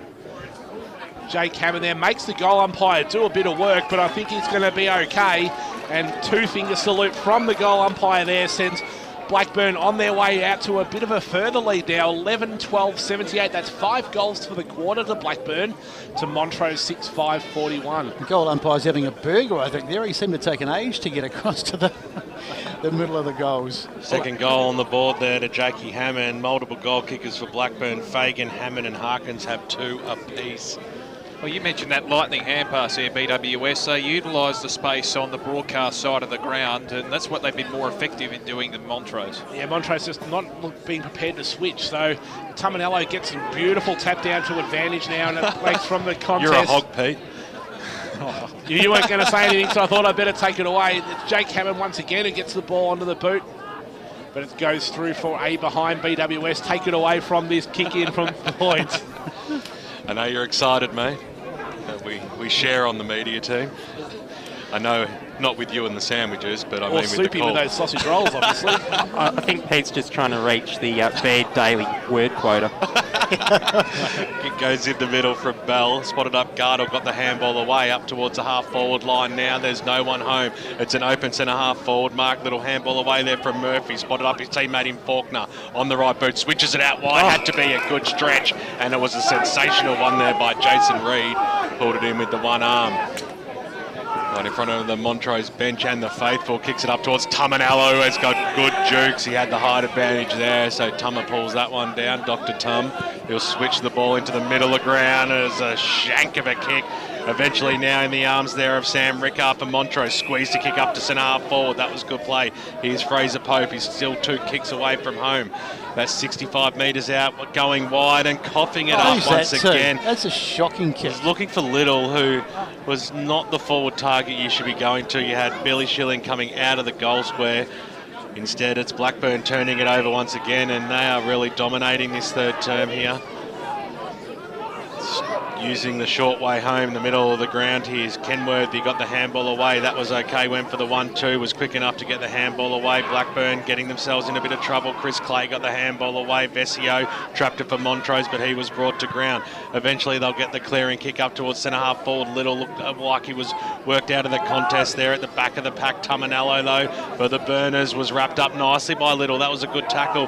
Handball goes out wide. Boundary line might beat all players here. Pope went after it. Nice nicely done there by Faulkner. He kept the ball alive and he'll go after it again. That's good play. On the left boot up towards the wing position now. Nicely dropped there by Prendergast on the left boot. He swings around. Here's McIntyre. He's 55 metres out. He might go all the way. McIntyre. Can he put it through? He can't. He pushed it to the left-hand side. Well, I really had faith that that one might have gone through. That would have shut the gate completely out here at Montrose, but a minor score is the result. But look at all the loose Blackburn players. It's suddenly become a game of, to use your expression, BWS ticky-touch. But I mean, they're roaming around all over the place and just chipping it around like it's a training drill. David Bell brings the ball back into play for Montrose, finds his man out there in Gardle. Gardle marks about 30 metres out from the ground, hard right against in front the of the boundary line. PNG players out there as well. Yes, big kick down the line. Enjoying a can. Finds Garthwaite. Garthwaite now marks centre wing on the far side of the ground, turns around, gets the ball onto the boot quickly, this time looking for Cooper. Cooper unable to mark, but the ball falls to the front of the pack, and it's Blackburn who run away from that contest. Siren goes though as we now hit three-quarter time. A great quarter there from Blackburn. They've kicked 5 goals in that quarter to Montrose's none to blow this game out to a 39-point lead at three-quarter time. Montrose 6-5-41, Blackburn 11-14-80. Damien Watson. Yes, certainly a big lead, and the premiership quarter adage stays true in this game. Blackburn kicking away, leading by 39 points. We'll take a break. It's three-quarter time in the match of the day. Back with the final quarter after these messages. It's important to tell our loved ones how much they mean to us, so don't wait till tomorrow. Say it now. During hashtag Say It Now week, Tobin Brothers Funerals is encouraging you to tell loved ones what an inspiration they are and how much they mean to you. Say it now. Say it how you really feel and what's there in your heart right now. Hashtag Say It Now week, August 14 to 20. Tobin Brothers Funerals, celebrating lives. Program sponsor. Nothing better than a companion to keep you up to date with all the latest when you're at the footy. Better still, one that fits in your back pocket. The Eastern Footballer is a must-read. All the latest information, team lists, feature articles and much, much more. Pick up your copy this weekend as you love it local across the Eastern Football League. A new time and a new team, driving you home in 2016. Join a brand new lineup for The Huddle as the gang take a light-hearted look at the Eastern Football League every Friday night. More importantly, the team will reveal the ins and outs for this week's round of matches. The Huddle, 4:30 to 6:30 every Friday evening as you love it local. Oh, I've got a couple of best friends. Just great people, people with big hearts. I met him in kindergarten. We both keep each other grounded. He's in the Defence Force. 4 best friends, actually. They're like my sisters. She's really caring and funny. He runs amok every weekend, so I haven't seen him that much because I'm married. We've always just clicked. My best friend lives in the country. She's the best. When celebrating a loved one's life, don't leave it to just anyone to organise. Find out more at turbinbrothers.com.au. Tobin Brothers Funerals, celebrating lives. Program EFL Saturday Game Day continues. Let's head back and go local for your footy. Radio Eastern 98.1, Barry Cox here at the EFL Game Day Score Centre. Three-quarter time here at Montrose Reserve, and it's Blackburn well in front, 11-14-80 to Montrose 6-5-41. Let's check some scores coming through. In firstly to Division 1, and a very close game between Bourne and Noble Park. At three-quarter time, it's Noble Park 12-7-79 to Bourne 11-10-76, so a 3-point difference there in that game. That'll be interesting to see what the result is full-time. Rowville and South Croydon. Rowville 10-9-69 to South Croydon 8-10-58. Interesting game out there at Tarara Road in Vermont this afternoon. Norwood's been leading the way all this afternoon. Norwood 11-6-72 at three-quarter time is leading Vermont 7-9-51. So a 21-point lead at three-quarter time. So it could be Vermont's first loss for the season. Bayswater and North Ringwood. North Ringwood 12-14-86 to Bayswater 8-4-52. Division 2 Doncaster East. It's Mirrabah leading 15-6-96 to Doncaster East 9-8-62. Checking some Division 3 scores, and Warrandyte and Heathmont, and it's Heathmont 12-8-80 to Warrandyte 3-4-22. The Basin and Templestowe 7-9-51 to the Basin 2-7-19. Division 4 Glenwhaley Hawks and Fair Park. Interesting game. Glemobley Hawks leading 9-14, 68 to Fair Park 9-6, 60. Forest Hill 16-12, 108 to Sylvan 7-6, 48. Donvale 13-11, 89 to Surrey Park 7-4, 46. Coldstream and the Whitehorse Pioneers. Coldstream 12-11, 83 to Whitehorse Pioneers 7-7, 49. And Kilsyth Nunawading at Nunawading this afternoon. Kilsyth 18-13, 121 to Nunawading 4-3, 27.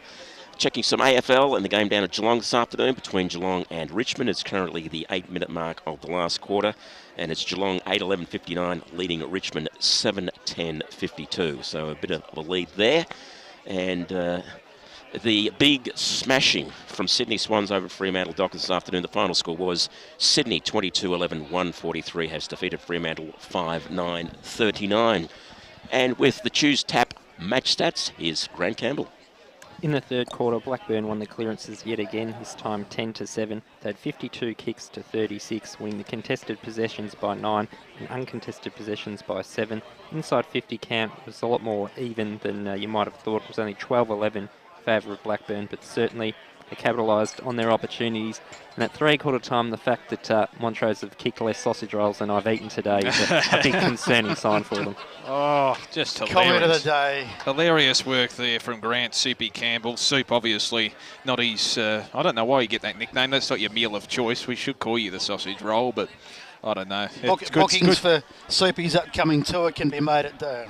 And the Brett Bedford fan club, please wait until after the game to come up here and speak to him.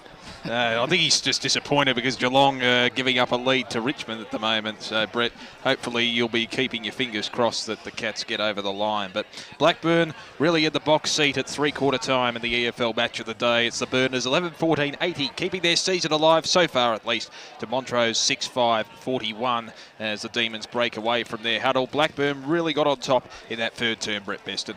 They did, yeah. I mean, it was. I think Montrose actually won the second term, and they were right in the game. But 5 goals to none. It's hard to see them coming back, Montrose. But stranger things have happened. But yeah, full credit to Blackburn. And as I said before, several good performers. Jake Hammond in particular really came into his own in that third quarter. Yeah, he certainly was a prominent focal point up forward, not only with his marking power, but just bringing the crummers into the game as well. That certainly is the mark of a classy forward. Peter Baird, Frosty, I mean, can you see Montrose, given the big crowd today in the wake of the International Cup game, lifting in this final term to give it one last crack in their big last home game of the year in a way? Oh, they really need to try. It's a disappointing term for them. They went into halftime with all the momentum. It was only that goal right on the halftime siren for Blackburn that really sort of turned things around for them. Blackburn, they've kicked 5 goals to none that quarter. If they can do it, there's no reason why Montrose can't do it, but they really need to start the quarter well. If Blackburn get an early goal or two at the start of the quarter, you think it's going to be a task too hard for Montrose from here, unfortunately. Yeah, a couple of goals in the first 5 minutes are absolutely vital if Montrose are to get back into this game. And the stoppages as well, they were a key part of that third quarter, it must be said. Yeah, absolutely. I mean, there were so many stoppages. It looked like Montrose were content to have that ball played in tight in and around stoppages. And Blackburn, every time they get it, were trying to break free from it, but Montrose trying to lock it in. So it's a style of footy that didn't really suit the way they were playing that quarter. And it was strange to watch, actually. Yeah, it was messy for a lot of the quarter, wasn't it? Really just ugly footy. I think Matt's down on the boundary may have some half-time or some three-quarter time comments. You there, Matty? Oh, yeah. Go, guys. So just talking there to the Montrose staff, they've chucked Daniel Bell out onto a wingmate to give him more run out on the outside. They've just got to believe in themselves. They're kicking downhill. They believe they can reel it in. So we'll see what can they do. As the ball goes up into play, they're unable to get a clear contest. Ball falls at the feet of the pack, and Gary Conyers wraps up his Blackburn opponent there. In that contest, who's Reed, and the ball goes back into the hands of the umpire for a secondary ball up. Up it goes once again. This time it's Tumanello that gets the hand out. Shark by Fraser Pope puts the ball onto the boot looking for Garthwaite, but standing tall in the way is Reed. Kenworthy gets the ball out looking for Danaher. Danaher marks on the wing unopposed to slows the game up here. No real fluency in their style of play at the moment. Gets the ball onto the boot looking for Conker. He leads in the race to the ball. Eventually gets a quick handball out. Falls into the hands of the Blackburn player looking to try and send the ball in for Tamanello. He's not able to mark as the ball went over his head. Montrose clean up at the behind the contest. Eventually it's marked by Bell. Bell sends it out. Gary Conyers gets the handball, look away. Eventually comes to McDonald. McDonald dishes back inboard. Kick comes down the grandstand side of the ground. And Matt Little leads in the race. Vecchio tries to keep it inside the field of play, but he's unable to do so.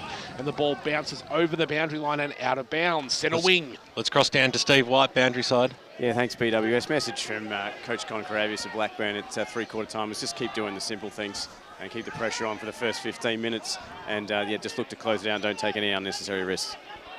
From the boundary throw in, the ball fell at the feet of the contest. Quick kick off the ground though, and it falls right in the front, right in the palm of the Blackburn coach's box there. Speak of the devil. And out of bounds. Con holds the ball back, hands the ball back to the field umpire, who throws the ball back into play. You have no idea. Jason Lindgren grabs the ball, but he's wrapped up in the contest. Nobody likes a smart ass, boys, but here we go.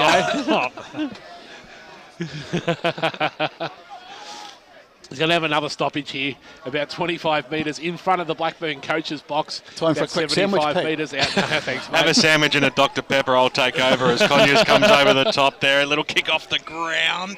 Was that over the boundary line and out of bounds? It goes. 98.1 Radio Eastern this afternoon and streaming live around the globe, efl.org.au.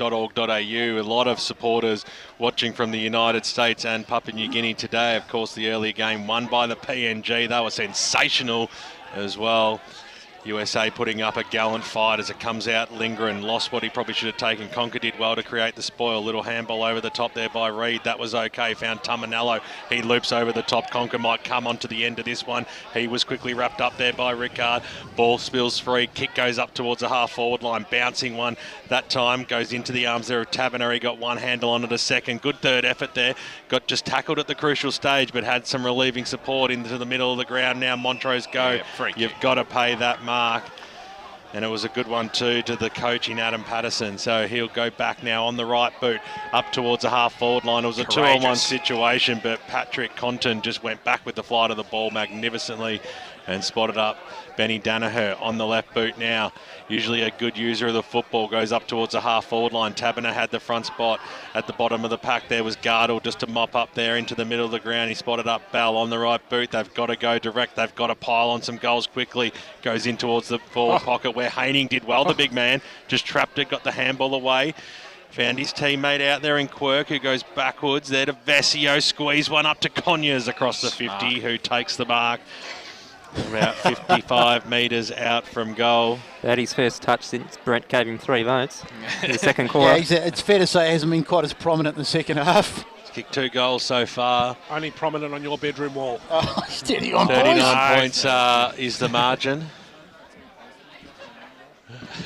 Yes, of course. Well, you've got to take the spot of Jess Bolton in Brett's bedroom as it comes out now. Conyers on the right boot. That's a beautiful kick. The goal umpire did not move. 3 goals on the board now to Conyers, and Montrose get the one that they were searching for so desperately as well. 7-5-47 they are. They still trail by 33 points. Blackburn 11-14-80. Damo, do they have a sniff? They do have a pulse. It's flickering very slightly here, so there's a chance here for Montrose. I mean, 33 points, not necessarily beyond the realms of possibility. We've seen stranger things happening, but that was a great centering ball there inside the 50 from Montrose. No blazing away for the players. That's the discipline they needed earlier in the game. It was a fair kick too. It was, what, 52, 53 out, so he gave it a good nudge.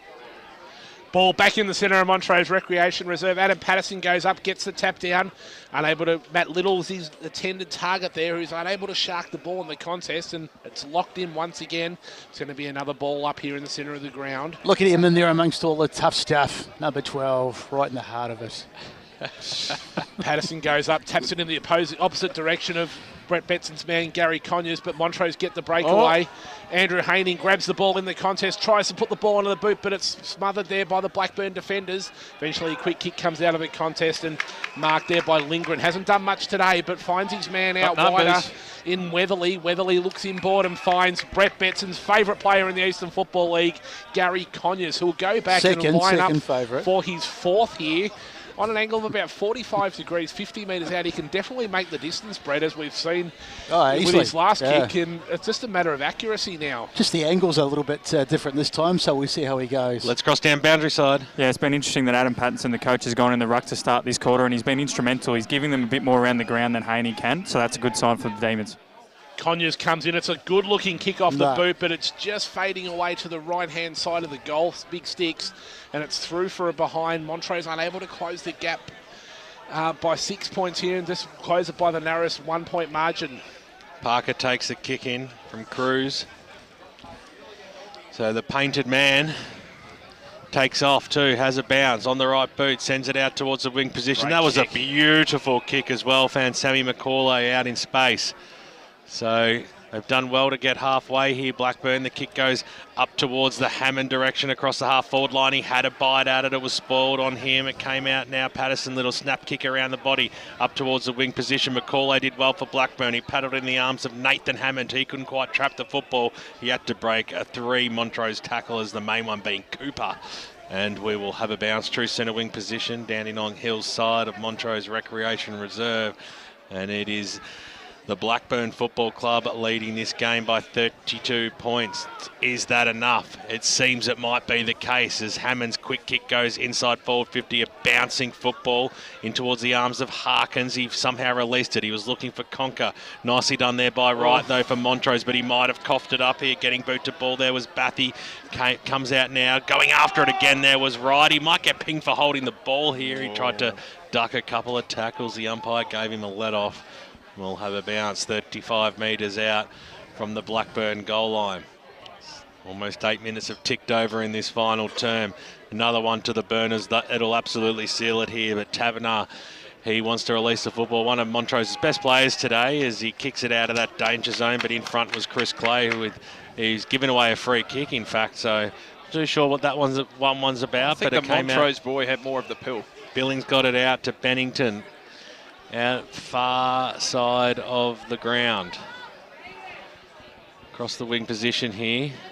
Going to go for distance. A pack does form, but, well, there was nobody home except for McCauley who takes it, and now Blackburn are off to the races. Little kick across the face is going to get chopped off there by Conyers. Now Montrose have a chance. Here's Bell. He might be able to set up a goal. It's a wobbly kick right to the goal line, but it just didn't have enough purchase, and Blackburn once again, they had the numbers back, and Cruz takes it in the back pocket to relieve that pressure, Frosty. Cruz here just weighing up his options deep in the defensive 50 here for Blackburn. Puts the ball down the line. The pack forms. Big fly there from Hudson. Unable to take the mark. It was. Given away the free kick though, Blackburn here for the throw, and it's going to be Jack Garthwaite. Hands it back to Billy Schilling. Puts the ball onto the boot, looking for that man again. Once again, Gary Conyers. He must have had 50 touches, surely. He's just a bit too far out to score this time, I think. So he's looking for an option. Eyes starting inboard. Eventually sends the ball to the top of the goal square. Up they go. No one able to take the mark, and it's Blackburn who come away from the contest. But Billy Schilling's leading in the race for the ball. Eventually it falls out towards the boundary line, and Blackburn run away with it with a quick kick down the line there. Luke Conker unable to keep the ball inside the field of play, and it goes over the boundary line in front of the Blackburn coach's box. It's just too congested inside the Montrose forward 50 there. They did well, the Burners, to get it out of defence, and it's in the right section of the ground for the moment. As the umpire sets himself, the ball comes back into play there. Sharking the ball from the contest there is McIntyre. Runs away from it, sends the ball into some space. They're looking for Harkins and also Thorpe, the two Blackburn players, but the ball falls into the hands of Matt Little. Matt Little runs in across the ground, sends the ball out wide. This time it's Fielding. Daniel Fielding kins the ball inside, try to kick the ball inside forward 50, unable to hit a target. Gary Conyers swoops on it once again. Quick hands, dishes it out to Rickard. Rickard sends the ball back. And it's a quick kick on goal there. I reckon it's gone all the way. Has it? No. It's been marked right on the goal line there by Blackburn. who just take their time, send it back to Nathan Hammond, who marks, kick back across the field of play. Blackburn just looking to try and maintain a bit of possession here, play a bit of keepings off, kick down the line. Tominello not able to take, though it's Baffy there, unable to take the mark, and the ball falls into the hands of Taberner, who's locked up in a tackle there, and we're going to have another stoppage here, BWS, about 70 metres out from the Montrose goal. So 10 minutes gone. It was a good tackle there by Baffy because he had 2 Montrose players against him. No one able to take clean possession from the stoppage until finally it's Reed that gets a quick scraggly kick, looking for Harkins, who's wrapped up in a tackle by Matt Little this time. The ball's progressed about 20 metres down the line, but we've got the same event again. Another ball up here, right on centre wing this time, right on the paint advertising the International Cup game that we saw earlier this afternoon. Compton gets the quick handball out, trying to release Danaher, but he's unable to break away from the stoppage. We've got another boundary throw in. I tell you who has played well, I mentioned his name before, Matty Little, just in that last period of play. He was fantastic. By to bring the ball back in. Hand signals clearly aren't working today up in the commentary position as it comes in now. Sometimes on EFL Sunday as well. It comes out now. Ben Danaher got the handball backwards. Here's McIntyre this way, that way, broke the tackle. Did really well just to get it away. Danaher snap around the body, inside forward 50. You got to play in front there, and Hammond was in that spot. Came over the top, Garda was there. Scooped upon by Conker. Conker runs around it, Conker! He's missed an absolute sitter. He's missed an absolute sitter. He's hit the pine. He was off to the races. He was already celebrating. And through it goes for a behind. So there is still life left in Montrose, or is there not? Because Sammy Hudson's taken a cracking mark 40 metres out from the kick in. He had to commit himself, and he did fantastically. That was certainly one of the marks of the day. Let's quickly cross down boundary side. Yeah, no spares left on the Blackburn bench, Matt, so it's up to 18 on the park now. So Sam Hudson kicked a goal early in this match. This would, you'd expect, seal the deal, or some might put the icing on the cake. No. Instead, he's spilled a few sprinkles off to the side, and through it goes for a minor score. Let's cross back down boundary side. Yeah, guys, just for the viewers, well, not the viewers, the listeners on the radio, it's just started to rain as well down here, so could be making Montrose's job just that little bit tougher. They were forecasting rain from late afternoon, so... You used the word sprinkles at the right time, BWS. An absolute barrel, Jeff Goebbels-like, into the middle of the ground there, where Patterson takes a strong mark for Montrose. Wants to move the ball on quickly. That was good play. McDonald on the left boot goes up towards the half-forward line. Streaming out in front there is Conyers. Takes another mark. He's been Montrose's best player. Probably goes inside forward 50 into the forward pocket, but Danaher... He just reads the play so well, in Blackburn's best every other week. Kicks the ball out of that danger zone. He was looking for Murphy. It was knocked away from him. Taberner was there for the handball receive, but he was beaten to the contest. Now Blackburn, this is a chance for them. Here's Hudson. Over the top he goes. Those players did a fresh air shot. Bathy will be the man to go after it in the contest. Almost got legged. The umpire said it was okay. That was good work there by Harkins. Kept the ball alive. Here's Big Tummer. Went after it. Gardle trapped him. Tuminello goes after it again. Got a little handball away. Nicely scooped upon there by Kenworthy. Got it away to Prendergast.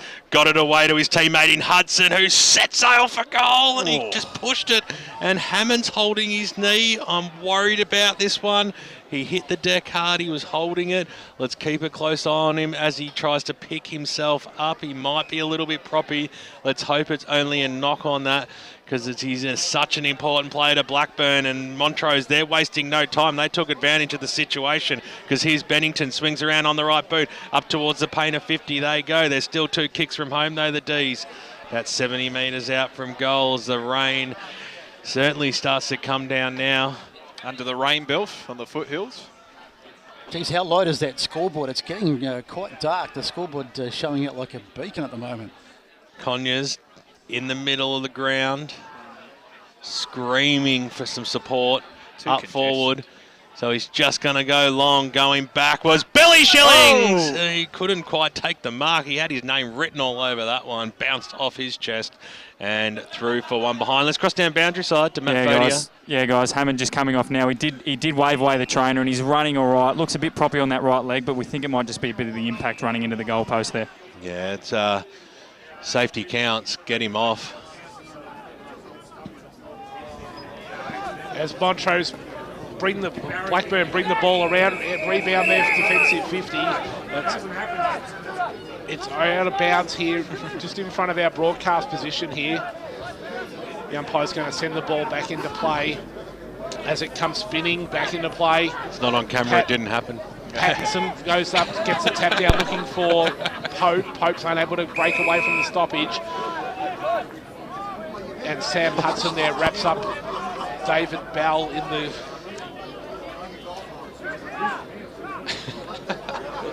Adam Pattinson goes up in the ruck, gets a tap down, trying to find his man there in Pope, but unable to do so as Blackburn run the ball over the line and out of bounds. I think it's been an impressive performance from Blackburn. They were tested in the second term, but they really answered the challenge of that third term.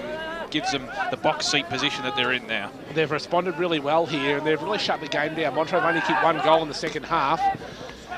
This time it's Tamanello gets first hands on the ball, looking for Macaulay, I think it is.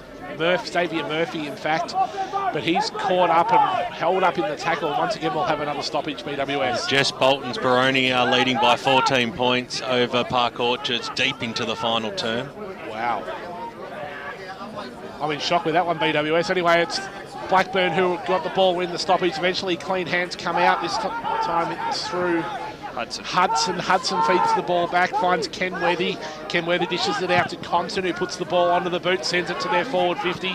No one able to take the mark. Big Baffy there grabbed the ball, tried to find his smaller man in Prendergast, but the ball goes over the boundary line and out of bounds. Blackburn have moved the ball to their attacking 50 here now. Look, we're trying to set up as the ball comes back, spinning into play. This time it's Tamanello goes up, gets the tap down, but it's Conyers gets the clean break, but only as far as Kenworthy, who marks right on centre wing, broadcast position, sends the ball into the middle of the ground. He's made good position there, Baffy. Dishes it off to Conker. Conker onto the right foot, deep into the forward 50. No one able to take the mark there. Montrose trying to get the ball out of there, but it's pinballing around and it's eventually held up in that goal square down there, deep in the Blackburn forward line, as we go boundary side there with Steve White. Just thought I'd save you there, Frosty. The rain's getting a lot heavier down here, boys. I reckon Montrose are just counting down on the final sign right now. They might be playing for that final siren, but a quick kick from the contest, from the ruck contest, has fallen in the hands of Blackburn. Unfortunately, it's just gone to the left-hand side of the stick and registered it behind. So it's Blackburn 11-18-84, leading Montrose 7-7-49 as we approach time on now in the last term. Have we seen enough from Blackburn, Damien Watson, to suggest that they're a premiership contender today? Not today, not from today's performance. It's been a bit scrappy. It has, hasn't it? Rain's not helping. Usually I head down to the boundary line after the game. I might be changing my mind this afternoon. Gee, wimp. We're half an hour behind anyways. As Compton marks on centre wing, finds his man this time in Conker. Conker goes backwards this time to Compton again. Just waxing between the two of them out there on centre wing, maintaining possession here for Blackburn. I think they've put the cue in the rack. They've done enough for this afternoon, Blackburn. They're playing for time themselves, but he sends the ball deep inside 50. No one able to take the mark, and it's Montrose. Quick kick in across the ground, finds Bell. Bell goes back out to the boundary line. That's a poor kick, and he sent it over the boundary line and out of bounds on the full there. Really needed to do better than that. He wasn't under any pressure, and just a really blaze-away kick, and it's seen it sail over the boundary line for a free kick. Blackburn are going to send this one back into play, and it's going to come back through Conker. And that's a blood rule here. Conker's being asked to leave the field of play. He's got a rough head at the best of times, but with a bit of blood coming from it, the umpires told him, no, you can get off here and clean yourself up before you come back on. So we're going to have a bit of a break in play here, Damien Watson, as Conker comes from the ground just to get that bloody nose attended to once again. It's good to see the Papua New Guinean team enjoying the festivities and also the rain. I don't think it's deterred them whatsoever. Do they ever get rain up in PNG? It's pretty rare, isn't it? That's what I think.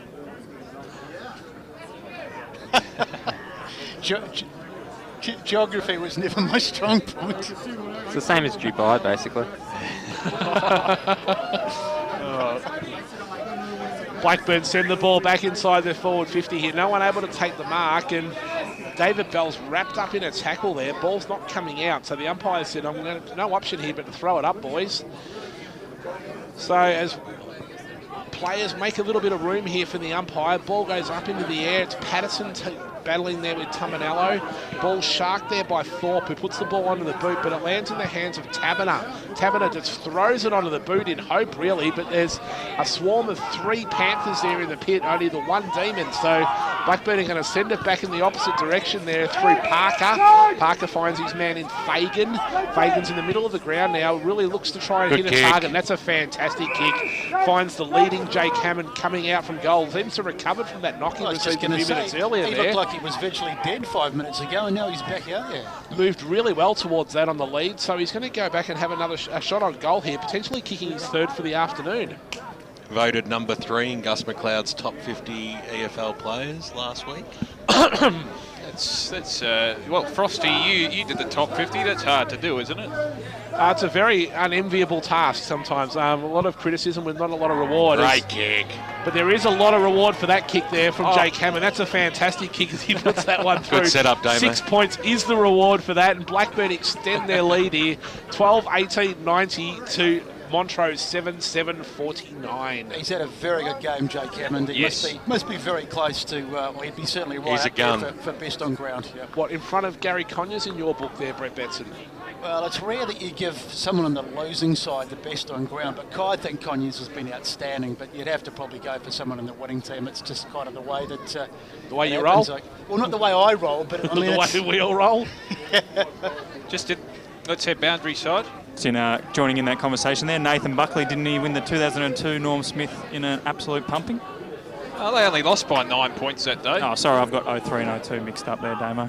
But yeah, in a losing side. Yeah, they voted on that 3/4 time, the idiots. Yeah, good Michael Voss was robbed.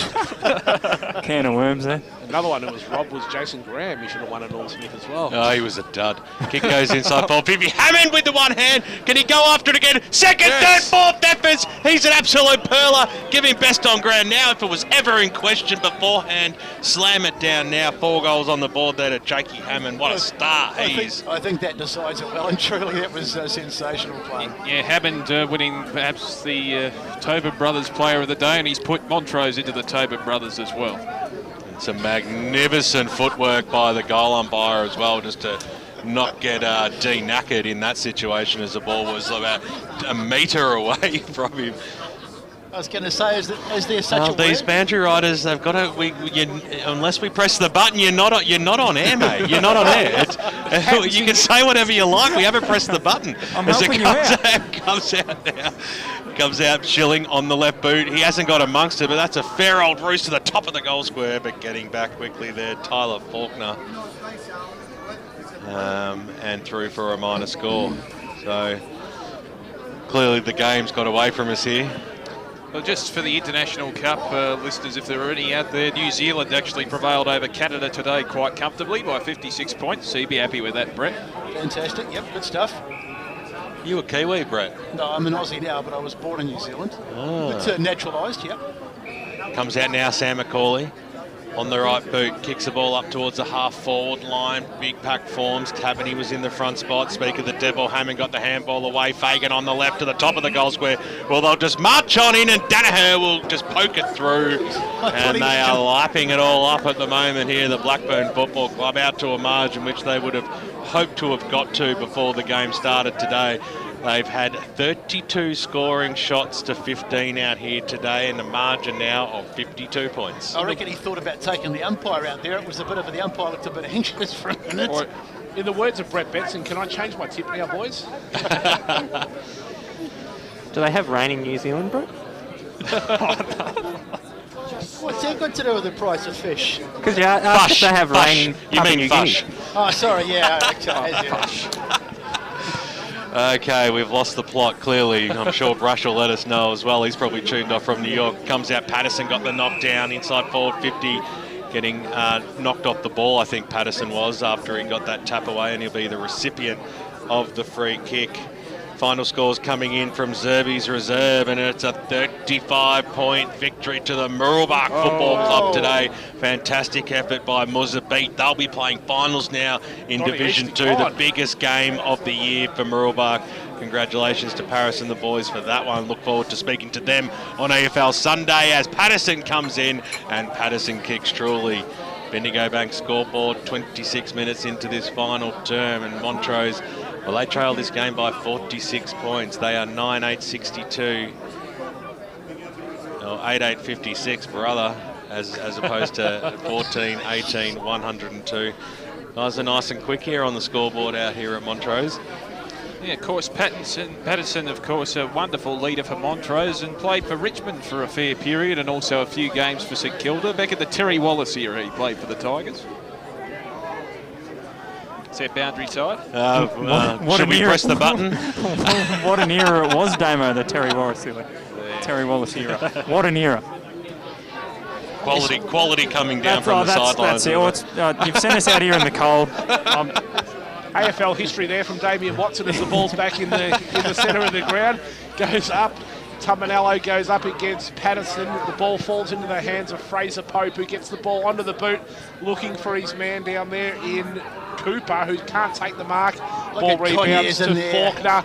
Faulkner sends the ball out to the far side of the ground. Leading in the race of the ball is Hudson, but he's unable to get it. It falls in the hands of Montrose. Ryan Emerson, last kick of the day as the siren sounds. And that's just closing off a very impressive win from Blackburn. 14-18, 102 to a disappointing Montrose 8-8-56. It's an important win for Blackburn there, Damo, but probably not as emphatic or as convincing as what we would have potentially liked to see from a team that are knocking on the door of playing finals. Well, certainly they got a fair amount of goals in junk time, but you're right, it wasn't the most impressive display of football. It was very physical, very error-riddled in disposal as well from both teams. I mean, they walk away with the win and it will regain and rejuvenate some confidence within them, but it's certainly not an impressive performance in terms of being a flag contender, I would say. No, definitely not. I mean, they'll take the win and they'll be happy with that, but it was a game that, especially in that second quarter, they got outscored in the second quarter, and it was an ugly game for a lot of it. A lot of contested play, a lot of stoppages, and all in all, I think they'd be a bit disappointed with the way the game went, but they'll be happy with the win. Well, the pot of gold for Blackburn today, we're actually at the end of a rainbow if you have a look out at the Dandenong Ranges from where we are at the ground. So a nice little touch to end the day as we've experienced a lot of rain in this final term, or at least some showers, and Blackburn taking advantage of a great victory today. 14-18, 102, defeating Montrose 8-8-56. Plenty of around-the-ground scores coming through across the Eastern Football League, all four divisions as you go local for your footy. And there are some interesting results. Before we get into that, though, let's head boundary side. All right, thanks, guys. I'm here with Con Karavius, victorious coach of Blackburn. Con, solid effort from all four quarters from you guys today. Yeah, well, it's a good performance by our boys. We thought last week we carried some, there's some good form there, albeit we couldn't execute well enough to get the scoreboard pressure on Burmont. And we just said to our guys, if they could bring that kind of pressure this week, then we think we'll get the job done, and I thought they did that today. A couple of crucial fixtures coming up for you boys, particularly Doncaster last week of the season. What's the message going forward? Oh, I think we're still in control of our own destiny. So, it sounds a little bit like a cliche, but you just got to take care of what you can control. So if we can just continue to tick the boxes of training and get the job done on Saturday, then we'll push for finals football. And Jakey Hammer had another great one here this afternoon. Yeah, look, Jakey's a good player, and he thought he started to get going again today. He's been carrying a little bit of a niggly injury and starting to get through that now. So we're getting his body moving freely and getting some scoreboard pressure. All right, Con, congratulations on the win. Go and enjoy it. Thanks, gents. So Con Karavius joining us, the Blackburn senior coach. He'll be certainly relieved in terms of that win, 46 points, and a great win for Blackburn in terms of reinvigorating their confidence as they head towards a possible finals berth. But Peter Baird, at the end of the day, I don't think they challenged for the premiership based on that sort of performance today. Yeah, they were scrappy at times, but they got the job done. And I mean, that's the mark of a good team. You need to be able to win games of footy, even if you're going to win ugly. And that's probably the way Blackburn won today. Whether they can do that again against some of the more flashy, more exuberant sides that play with a bit more flair, sides like Vermont and Noble Park and Baldwin, and even Doncaster on their day. I mean, Doncaster love to sort of take the game on, and they're probably not as flashy a team as the others, but that's where Blackburn are really going to have their work cut out for them as we take the song there from the Blackburn boys down in the rooms.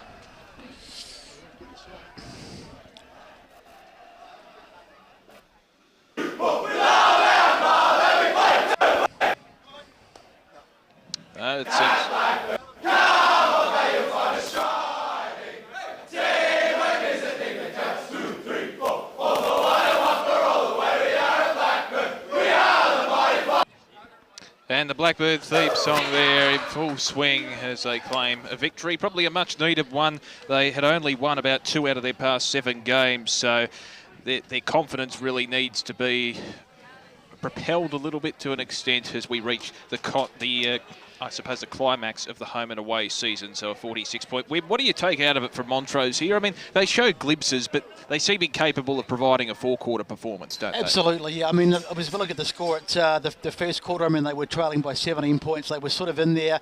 They won the second quarter, got themselves back into the game. But I don't know, it was funny. I always felt that Blackburn had the game in hand. I mean, the third quarter, they could have done a little better. They may have stayed in the game, but they were blown away in the third quarter, 5 goals to none, and really it was over after that. And they probably just didn't have enough performers, perhaps, that performed the likes of Gary Conyers was brilliant, but he perhaps didn't get enough help from some of the others around him. Yes, and we have to go through our votes, of course, later on in terms of deciding the Vibromania goal of the day. Of course, the winner claims a $50 deep tissue massage voucher. The Tobin Brothers Player of the Day, a $50 Coles Myer voucher. Very handy in these tough times, Brett Beston. Yes. And the Trojan Workhorse Player of the Day, the real workhorse of the afternoon. They claim a toolkit to the value of $150, all thanks to the Trojan Workhorse business. Well, Grant Campbell, time for some Tuesday match stats. Where was the game won today? Well, the main stats difference throughout the game was the clearances. Blackburn winning at 47-33. Then he had 6 more kicks, 172 to 166. Montrose with 7 more handballs, 120 to 113. Blackburn winning the contested possessions by 7, but losing the uncontested possessions by 8. Inside 50 count, very even, 46-45 in favour of Blackburn. Marks inside 50, 13-9 their way. And interesting to take a look at the score sources. Between the two sides, 17 goals, 6 from set shots, 5 goals, 20 from general play. So certainly capitalised on most of those set shots, but from general play, not the greatest kicking we've seen. No, I think the disposal all day probably wasn't the best or copybook that we've seen in terms of providing some flashy football. What about some of the star players that stood out to you today? Yeah, Brett, I know you have your little love child from Montrose, but I meant for Blackburn, of course. Well, I thought Jay Cabin was the best for me. I mean, everyone probably will agree. I think he was absolutely magnificent. He kicked 4 goals and was an absolute superstar. I really loved... I've got a really big thing for ruckman. I think it's the fact that I'm only 5'10" myself, so I probably wanted to be 6'5", but it wasn't didn't quite work out like that. And I thought Matt Tamanello had a fantastic day. The Montrose rucks, they tried hard against him, but he probably got the better of them for most of the day. So I thought he was fantastic. And there were some decent players. Ryan Baffy, he was good. But it was just a good... Chris Clay had a really good quarter. I think it was early on he really stood out in the first quarter. He looked like he was going to have a storming game. He was in everything, but then he kind of went out of the game. So a few of those guys... But I haven't seen enough from Blackburn. I mean, their form's been really patchy, and today has certainly not convinced me that they're genuine premiership contenders. With the greatest of respects to Montrose, I mean, they haven't been travelling that well, and I think Blackburn are going to have to beat some better sides if we're going to take them seriously going into finals. Before we head to our votes, gents, let's determine the Vibromania goal of the day, and I think, Peter Baird, we have a unanimous victor there. Yeah, I like the one, the Anthony Fagan goal in the third quarter, one in the far pocket down there. What about the Rickard's second quarter, the Czech side? It wasn't too bad, but I think it was, even though it's a difficult shot, it was relatively close in. I think Fagan sort of came something out of nothing. That's just my opinion. That's all right. Well, I'm outvoted anyway, so we'll go with Fagan, yep. Yeah, I'm happy with that. Anthony Fagan's goal of the day, Vibro goal of the day, so he'll win that voucher. I think it's a $50 deep tissue massage voucher. Yeah, always comes in handy for us. It certainly does this time of year anyway, particularly if they're going to be suiting up to play finals, Blackburn, so something they'll be looking forward to and might help him with the recovery. Let's cross boundary side. One of the winning players today, Paddy Compton from Blackburn midfield, mate. Good day for the side. Is it important now with all the results we've heard today? It really puts you guys back in the mix. Yeah, absolutely. I mean, ultimately, externally, everything can everyone else can talk about all that sort of stuff, but we know what we've got to do between our 4 walls at Blackburn, and all we can do is control what we can control and go from there. Obviously, there's a couple of results that, I mean, if you look at the ladder, that probably didn't fall our way, but we're not worrying about that. We're worrying about what's inside our 4 walls. So you talk about that 4 walls, mate. Do you feel like you guys stayed to your structures today, or were you not quite at your best? No, I think we stayed to our structures, but I think it's been a reward for effort the last few weeks. Like Vermont, I mean, we the scoreline was probably a little bit flattering for Vermont last week, and as much as they were a very, very good side, I thought we competed well for 3 quarters, and then the last quarter we let ourselves down by just some silly errors, and we actually tried to play our way a lot last week, but this week was certainly a much more full-quarter effort of us trying to control our brand and really playing Blackburn footy. And this one, last one from me, guys, a bit off topic. How's the moustache going on the circuit? The missus actually doesn't mind the moustache. It's been going for a little while, so I might have to keep it for a little bit if we keep this up. So there's a bit of curl on it, boys. Up to you. Yeah, he's very lucky because it doesn't work for me. Patrick, a great victory for Blackburn today. What really changed after half-time? I mean, you were tested in the second quarter by Montrose, but you really got your game going in the third. What changed, or what was the biggest alteration to your game for you? Yeah, I don't know that there was too much to be altered. We sort of knew that they're a very good side up here, so we just need to stick to our game plan and stick to our structures, and we knew that if we could do that and we could apply really good pressure throughout the third and fourth quarter, that we'd break the game open. So I think we stuck to that, and our ball use, taking the game on and getting the ball into our forwards one-on-one was crucial. So I don't think we changed a hell of a lot from our structures, but we managed to win the inside ball, and our pressure was through the roof. So that's probably where we stepped it up. Paddy, it's Brett Beston here, mate. Well played today. You had that great third quarter in the game. Well, I suppose not internally from you guys, but up here in the box. I mean, 39 points with a quarter to play, and you looked well on top. The game looked well and truly over, but no doubt you would have been told by Con just to keep it going and to play out the game rather than just to, ease off in that fourth quarter. Yeah, absolutely. We know that we need to play 4 quarters of footy if we want to be considered a real threat in finals, and I thought it was positive that we did that today. We were able to go on in the fourth quarter, and it's something that we probably lacked every now and then throughout our game. So that was a real positive. Keep the pressure on, and just play Blackburn footy for the last quarter and really grind over the line. And Pat, just lastly, Jake Hammond, he seemed like a very big focal point in that forward line, certainly in terms of not only his influence with the ball, but bringing other players into the game in that forward line. How influential is he to the club? Yeah, he's huge. He's obviously one of the best players in the league, so to have someone like that up forward, it's very, very valuable for our side. And if we can give him just a metre of space or any sort of space, he cuts the game right up. So we've got a lot of other good forwards up there. Ryan Bathy was very, very good for us today, and our little mosquito fleet up there at Jake's feet, they buzz around and they get the job done. So as much as Jake is a focal point of not only ours but other teams, when they come to play against us, they know that a lot of our ball does go through Jake, but he competes extremely hard, and that's all we ask of him each and every week. Well, the Papua New Guinean team won today, and they're called the Mosquitoes, and the Mosquito fleet dominated for Blackburn today. Pat, really appreciate your time. All the best for the rest of the season, and enjoy the win. Thanks very much, guys. Cheers. Patrick Conton joining us there post-game. Just some AFL scores coming through. Sydney smashed the Dockers today at the SCG to the tune of 104 points. This is a team that started 0-6 at the beginning of 2017. And Geelong, from my point of view, thankfully got over Richmond by 14 points after they were tested in that final term. Go the Cats. And late in the first quarter, the Gold Coast currently leading Brisbane. Of course, they had some coaching changes during the week, and they lead Brisbane by 14 points late in the first quarter. Yeah, that's a big percentage booster for the Sydney Swans. There's going to be some pretty annoyed Melburnians if we've got GWS and Sydney in the grand final. Yeah, the all-Sydney derby. Let's hit boundary side again. Steve White. I was here with Jason Reid. Jason, solid 4-quarter effort from Blackburn this afternoon. Yeah, no, it was pretty good. We were pretty happy with the winning the contested ball, and yeah, it was good to get a win and really push for that top 5. All right, I'll throw it up to you guys upstairs, boys.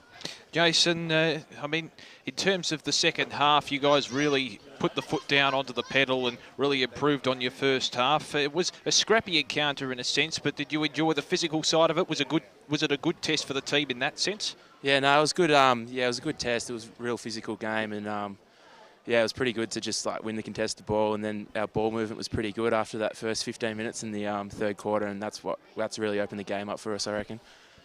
Jason, your transition, we talked about it up here, was very, very good. I want to go back to perhaps earlier in the season. I mean, you've had a bit of a topsy-turvy season. You've been a bit up and down. You've had a few injuries. Do you feel like the form's starting to finally click? I mean, you've got a lot of some of your players back that you've been missing, the likes of Fagan and a few others. Do you think things are on track now as you head towards finals? Yeah, no, they got up pretty much nearly a full side back besides Maxie and Heath.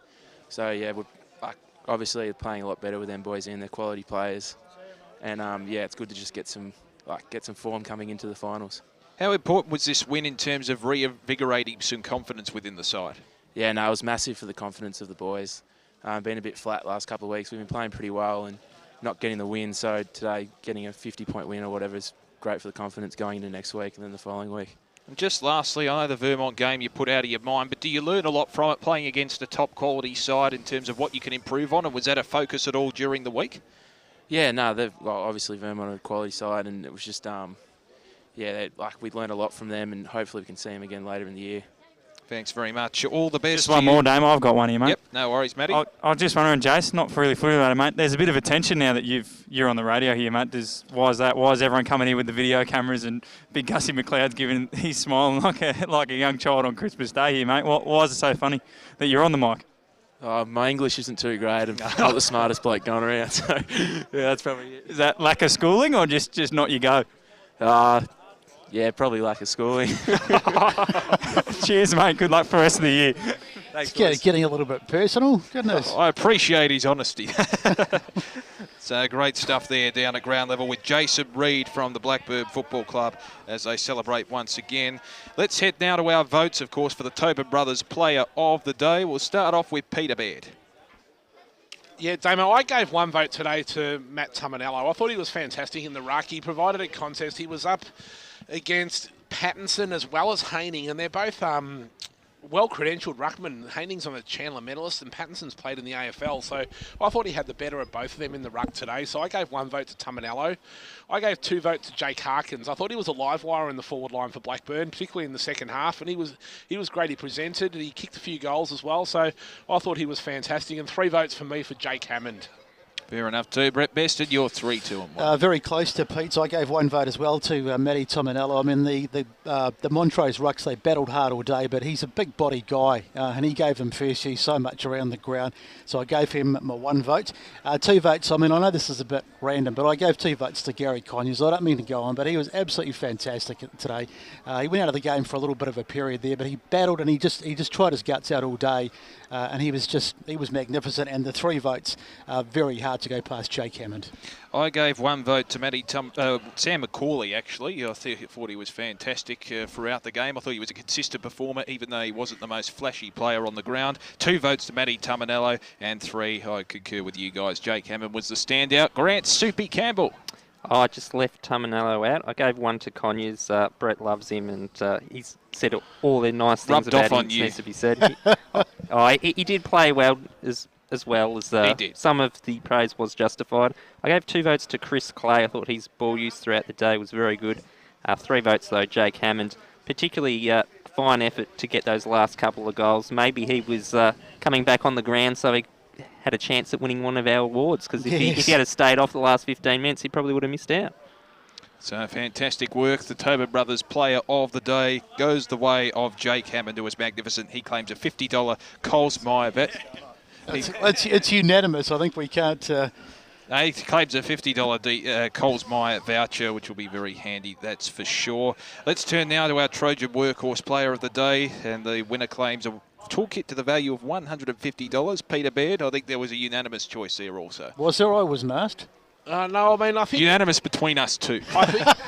I think it's unanimous in the fact that we've all given him votes, and that's Matty Tuminello. I think he's featured in the votes from everybody. Although he wasn't the best player on the ground, he did a really workmanlike effort and was probably the workhorse for Blackburn today in the ruck against the 2 credentialed ruckmen from Montrose. So I'm happy if the toolkit goes the way of Matty Tuminello. Yeah, the other guy I'd like to give a mention to... No, we're not giving it to Gary Conyers. No. Ryan Bathy. I thought Ryan Bathy was very, very good today. But yeah, probably... in hindsight, probably Tuminello was probably the man. Yeah, the tall men figuring there for Blackburn. Time to say our goodbyes. We're running a little late for the EFL post-match show where we give you all the around-the-ground scores. Let's thank our boundary riders who are magnificent, weathering the storm and the rain today. Steve White, the voice of ice hockey and also the voice of international football, it must be said. Great job calling the USA Papua New Guinea game today. Yeah. Good stuff on the boundary. Yeah, great fun, a lot of fun, and hoping to see the rest of the tournament progress the way it did today. Yes, of course, Papua New Guinea claiming that win over the United States and New Zealand, comprehensively defeating Canada this afternoon. Matty Fodia, great work from your good self, always impressive. Thanks, mate. It was great to see Prawika from Papua New Guinea just giving it a bit of BT, counting his goals. He was celebrating before he kicked him. It was great to see. I love the enthusiasm from Papua New Guinea in a big win. No, nothing wrong with self-confidence, that's for sure. At least at least he backed it up. He kicked straight, didn't he? Exactly. Blackburn might need to recruit him down, Hammond and Prawika. least he can 2 out. At least he can back it up, unlike some of the tennis players out there. Grant Soupy Campbell, the stats man, thanks to Choose Tap. Well, great work again. Well, I've just Googled, does it rain in Papua New Guinea? And normally there's a dry season, it says, from June to September. It's also a wet season, and a rainy season from December to March. So look, I told you geography wasn't my strong it's point. dry No. It's the dry season now, so they're not used to rain in August. So you were right. That's what he meant, I think. Brett Beston on special comments today. Thank you. Thank you, mate. Yeah, absolutely. It was enjoyable today. I mean, it got a bit one-sided in the end, but Montrose tried really hard. They competed well. Probably just that third and fourth quarter. But as a game, it was reasonably enjoyable and always nice to work with you, Damo. Well, thank you very much, Brett. Despite the Kiwi accident, I enjoy working with you, but you'll be happy with that New Zealand win today. Peter Baird, Frosty, good to hear you back on the microphone. I enjoyed it coming back and calling the game today. Normally more accustomed to sitting in the chairs that you or Brett are sitting in today, Damo, but doing special comments. But yeah, thought I'd have a crack at giving it a call this afternoon, so I really enjoyed it. Nice job too, it was very good. Yes, and of course, Betty Warren-Smith, our great caller today. I'm sure you enjoyed the Montrose He's already and into Blackburn the beverages game. there in at Montrose. I'm behind you, Peter. there I know you you go. can't turn around that far, but I'm standing right behind you, mate. It was a great day out here today, Damo, and of course, it was really exciting being on the boundary as well with Dan Sensik for that USA P&G game. That was electric. A big crowd in foot as well inside, and very entertaining. A good spectacle for those international countries, and of course our league as well. And then coming up onto the balcony, I haven't been out here for about 5 years either, so it's great to be back at Montrose. Tony Eastwood and the committee looking after us magnificently out here on the balcony today. Sausage rolls, party pies, burgers, sandwiches, the lot. They all stayed up your end of the table, but nonetheless, I know you guys are all very well fed. Soupy hasn't stopped smiling since he came in here 4 hours ago. But a great win by Blackburn, a must win, especially as we've seen the other results come in today. Of course, Noble Park beating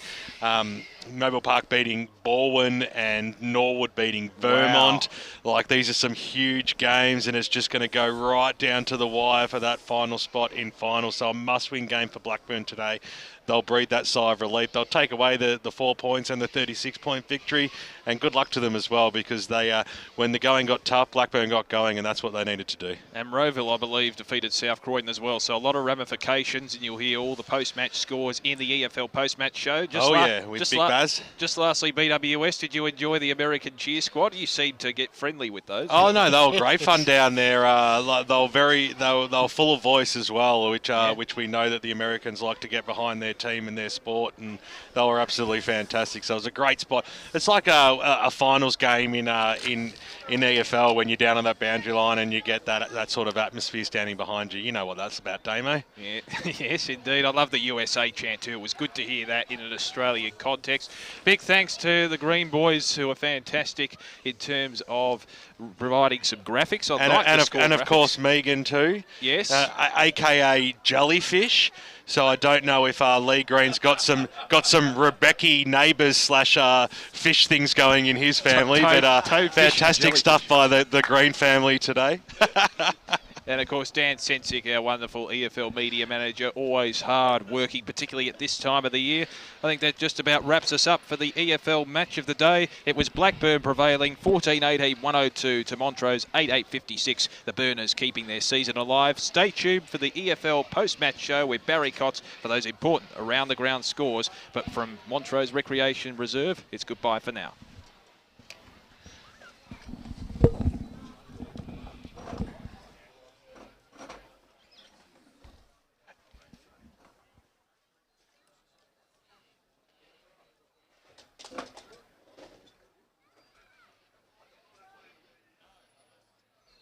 A new time and a new team, driving you home in 2016.